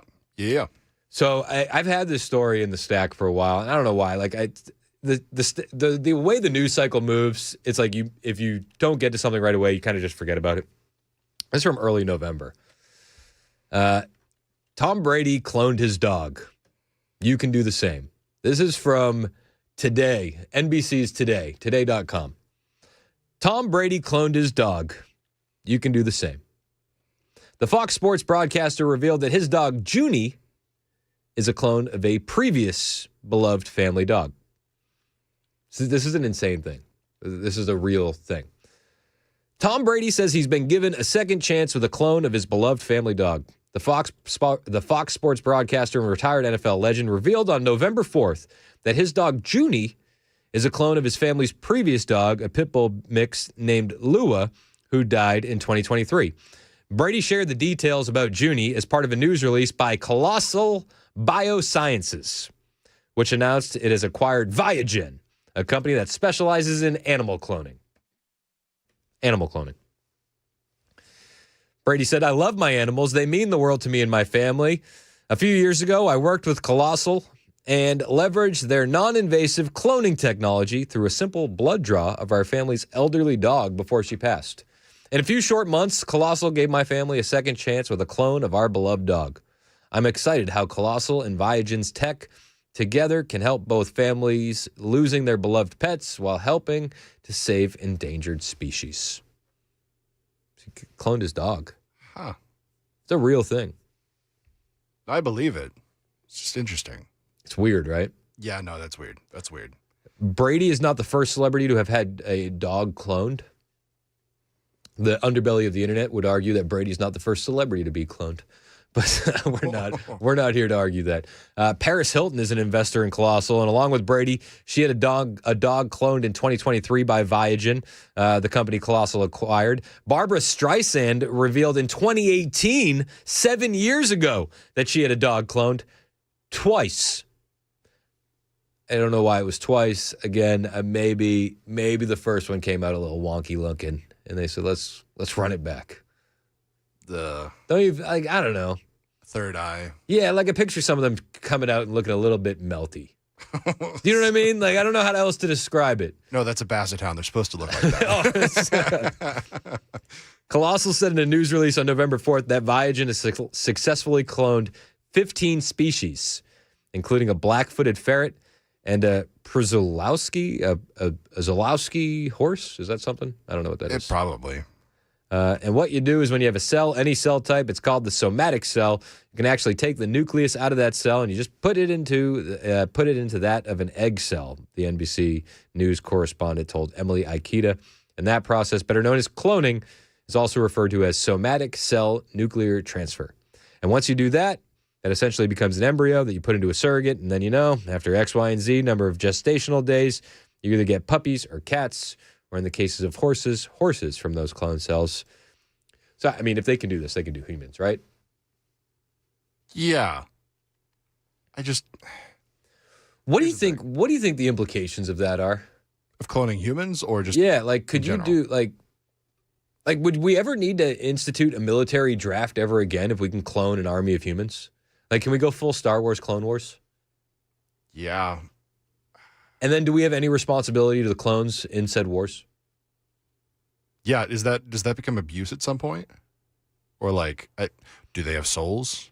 Is this play? Yeah, it's playing God, right? Yeah, 100% it is. So, yeah, you would have to wonder because the soul is from the Lord. So if the humans are doing that, it's missing something. Yeah, it's almost pushing on that building robots. Like people are like, well, if the AI robot progresses far enough and becomes sentient, right? Does it have rights? Does the clone have rights? Or are they just clones? And it's like, well, here's a copy of this guy. You're not real. It's a much simpler discussion when it's about the dogs. Yeah. But it becomes a much larger discussion when you understand the implications. And you would have to imagine that somebody's cloned a human already, right? Yeah, or at least push the somebody's tried. Wanting to. There's no mad scientists out there that work at Viogen who's like, aha, I did it. Oh, well, right? Or what if one of these scientists lost one of their kids? Yeah. Would you do that? That's a dark movie backstory there. Dude. It's 2025, man. Yeah, anything's possible. I do have a question about cloning your dog, though, or what'd you say, a weasel or a ferret? Black-footed ferret. Yeah. Do you have to retrain it all over again? Oh, yeah, I'm sure. So, what's the point, except for the fact that it looks similar? Why not just get a new dog because you're having to go through the same process? Like the horse, I get because if it's like a racing horse. But wouldn't the temperament be the exact same? Isn't that kind of what they're going for? Maybe, but that's based off the environment you raise it in. Guess. It's like I don't know. I don't like any of it. Yeah, I think it's nuts. I don't like any of it. Maybe you could talk me into cloning endangered species. I'm a little more for. But there's Jurassic Park vibes written all over that. Yeah. Which is dark. Which has already started happening when they worked on the woolly mammoth stuff. Yep. I'd go to that park. You'd go to that park? Yeah. That's a way to go out, though. If I got eaten by a dinosaur, would it happen? Probably not, but it would be kind of cool. Be a hell of a way to go out. Yeah. And then we could clone you. Yes. You could have the same mindless conversation that you're having with me now. Got another story for you here in the lightning round. All right, it's official. Sorry. It's official. It's official.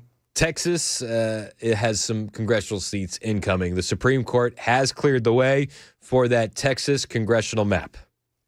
Day this is for the GOP. As you point out, the High Court clearing the way for Texas's new congressional map that really could help the Republicans with perhaps as many as 5 more seats in the House come the midterm elections in 2026. Now, the High Court's unsigned order actually follows Texas's emergency request for the justices to pause a 3-judge panel's ruling, which previously tried to block the state's recently redrawn map. Now, in its decision to side with Texas, the High Court said that panel failed to honor the presumption of legislative good faith by construing ambiguous, direct, and circumstantial evidence against the legislature. The High Court also found that given the release of the panel's ruling right smack dab in the middle of Texas's candidate filing period, the lower court had improperly inserted itself into an active primary campaign, causing much confusion and upsetting the very delicate federal-state balance in elections. I love it. Salty, delicious, liberal, tears incoming. The best part about this was the celebrations that we saw a few weeks ago when that appeals court ruled that they couldn't do it. We knew that the Supreme Court was probably going to overturn this. But this decision does have some implications, and the implications could be widespread. Is this going to impact Jasmine Crockett's decision running for Senate? I think that's the biggest question. There have been talks. Jasmine Crockett has been leaning into it, saying that she's thinking about running for Senate because the crazy thing is she now lives outside of the district that she represents. She was officially drawn out of her district. She now lives in Texas 33. She represents Texas 30. Now, it's going to make it a little bit tougher for her to win Texas 30. It still leans Democrat. I'm not going to say that it's a slam dunk that she would lose that, right? Like the Texas 30 district.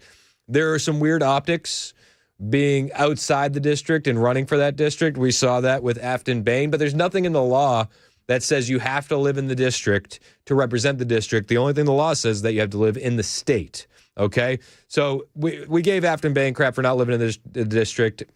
Jasmine Crockett would probably get some crap for not living in the district, but she can still run. But I do wonder if she was waiting for this decision to make her decision, because she's been teasing and hinting at running for the Senate for weeks, and we knew that decision was coming down the pipe. I think no matter what, she loses that Senate race. Right now, you got 3 Republicans in the primary: Cornyn, who's the incumbent, Ken Paxton, and Wesley Hunt. I think any of them beat her. Paxton is leading the polls in the primary currently. But Jasmine Crockett, she's on the record saying that she's going to be making that decision soon. She was talking about what it takes to win that Senate race in Texas, and she was also talking about why she's closer to a yes than a no just a couple days ago on MSNBC. Data is only one part of the equation. You have to be able to execute. And the state is 30 million people. It's a $100 million race, as well as, we need to be able to take advantage of the fact that the Republicans are fighting right now, and they may have to go to a runoff. And we also need to make sure we have what I consider to be a strong slate, people that can also raise money, people that also have kind of different groups of people that are attracted to them. And so it's more so logistical than anything at this point in time. But for sure, we did not stop our evaluation, because the evaluation made it clear that the coalition that won on November 4th, black and brown folk, when you look at the numbers in New Jersey, when you look at the numbers in Virginia, it was making sure that black and brown, number one, showed up and voted the right way. I am the leading candidate when it comes to those 2 specific constituencies. And so it does make it to where I am very formidable, regardless of kind of what people may want to put out into the atmosphere. The numbers are the numbers. So you still haven't made a decision? I am closer to yes than I am no. Closer to yes than I am no. I hope she runs for the Senate. If you enjoy politics, and I do, like, there's an entertainment factor to politics for me, and I understand there's a lot that hangs in the balance, but like if you enjoy politics, a Crockett-Paxton Senate race in Texas is a pay-per-view fight. Ken Paxton currently is leading the primaries amongst the Republicans. I will say this. I don't think Jasmine Crockett wins against any of the Republican candidates currently, even before we get past the primary. If John Cornyn wins the primary, he wins re-election. If he beats Paxton in the primary, Wesley Hunt seems like a great guy. I like him. Young guy, 44. He's got a wife and 3 kids. He's a Christian. Everything I've seen of him, I really do like. I think he's got the biggest uphill battle in the Republican primary because he has the lowest name recognition, and that's out of all 4: Crockett, Paxton, Cornyn. That's going to be tough for him to overcome. He's been trying to up that. I've seen him all over the place on media hits. He's been on Real Time with Bill Maher. He's been everywhere. And again, I like him. But I don't think he's up to the level, Wesley Hunt, of Cornyn or Paxton or even Crockett in Texas or nationally. I don't really like John Cornyn. I think that it's time to move over and get some new blood in there. We'll see what happens. I like Ken Paxton. And again, if you like politics, Crockett-Paxton's a heavyweight fight. Like that would be a fun race to watch. All right, got time for one more story here in the lightning round. Earlier this week, do you remember we talked about Portland, Oregon? They had a Christmas tree lighting ceremony. I'm sorry, a tree lighting ceremony. They weren't allowed to speak the name of Jesus. They weren't allowed to acknowledge Christmas. They did get to have a pretty nice Free Palestine chant, though. Do you remember that? That was pretty cool.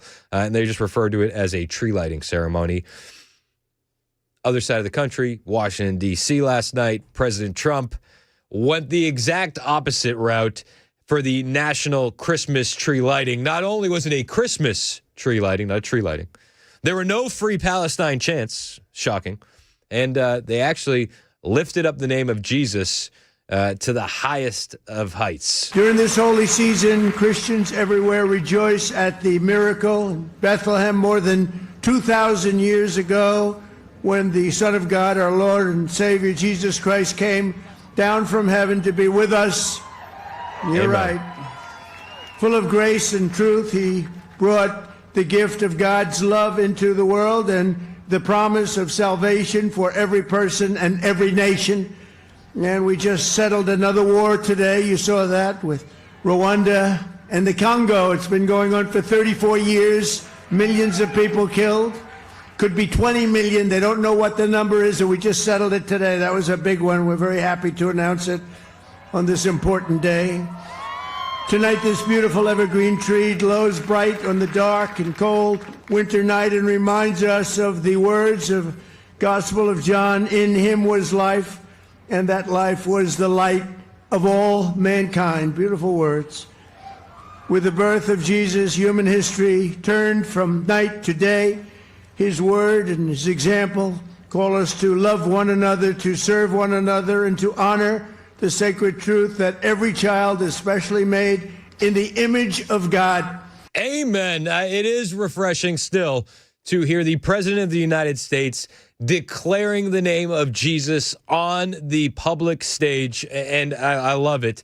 It's much different than the last president we had, where he would say he's a Catholic, and he would give the sign of the cross from time to time. Usually it was at abortion clinics, though, which was a bit off. If you like Christmas tree lightings, me and the fam, we're going to be out tonight. We're going to be doing the Murfreesboro Christmas tree lighting down on the square. It's a yearly tradition. We have a lot of fun. Look for me. I'll be the guy in the hat.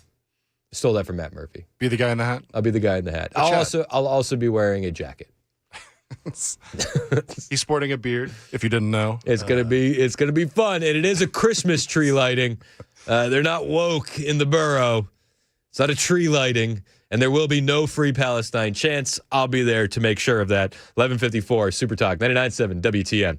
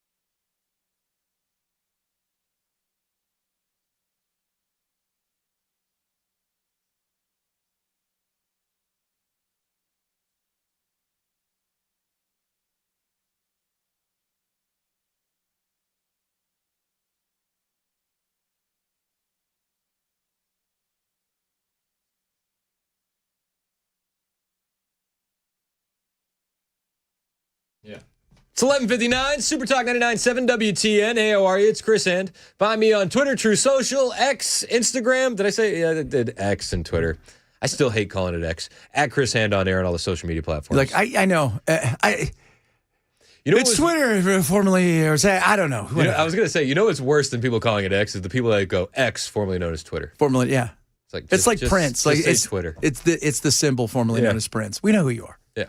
It's so that does drive me crazy because I say Twitter. Yeah, it's just Twitter. Yeah. Bring back the bird. And you don't call it an X. I'm not X. I'm Xing. You say I tweet somebody. Yeah. 100%. Side note, Prince is actually really good live. Have you ever seen Prince live? I did not see Prince live, but Dez and I have chatted about how good Prince was live. I saw him once with Mary J. Blige at the iHeartRadio Music Festival. Yeah, one of those. The second one. I got to go. Dude, he's a beast. He was a beast. And he was way ahead of his time. Oh, so far ahead of it. He was so far ahead of his time. What are you talking about today? World Cup.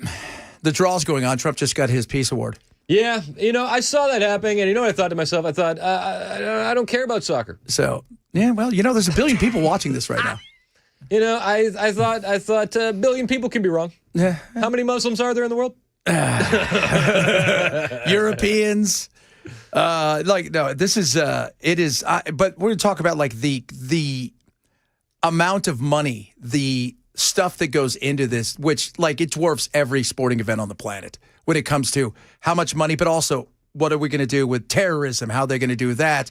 All of this stuff. There's a lot of moving parts. There is so many moving parts. Make it interesting before you get to the game. I can agree with you there. Yeah. So the game sucks. Have you been to a game? No, refuse. Yeah. Go to one game like this. It's a different world. It is. Not doing it. You're going to. I'm dragging your ass to a game. I wouldn't. I'm going to. And then you're going to be like, dude, I didn't want to say it's fine. It was fine. And that's the best I'm going to get from you. I'll go this far. Even if I liked it, I'd get on the air the next day and lie. I know. Just to prove a point. Just it. Just to prove a point. Welcome to radio, baby. Rage bait. Chad's in next. It's Super Talk 99.7 WTN.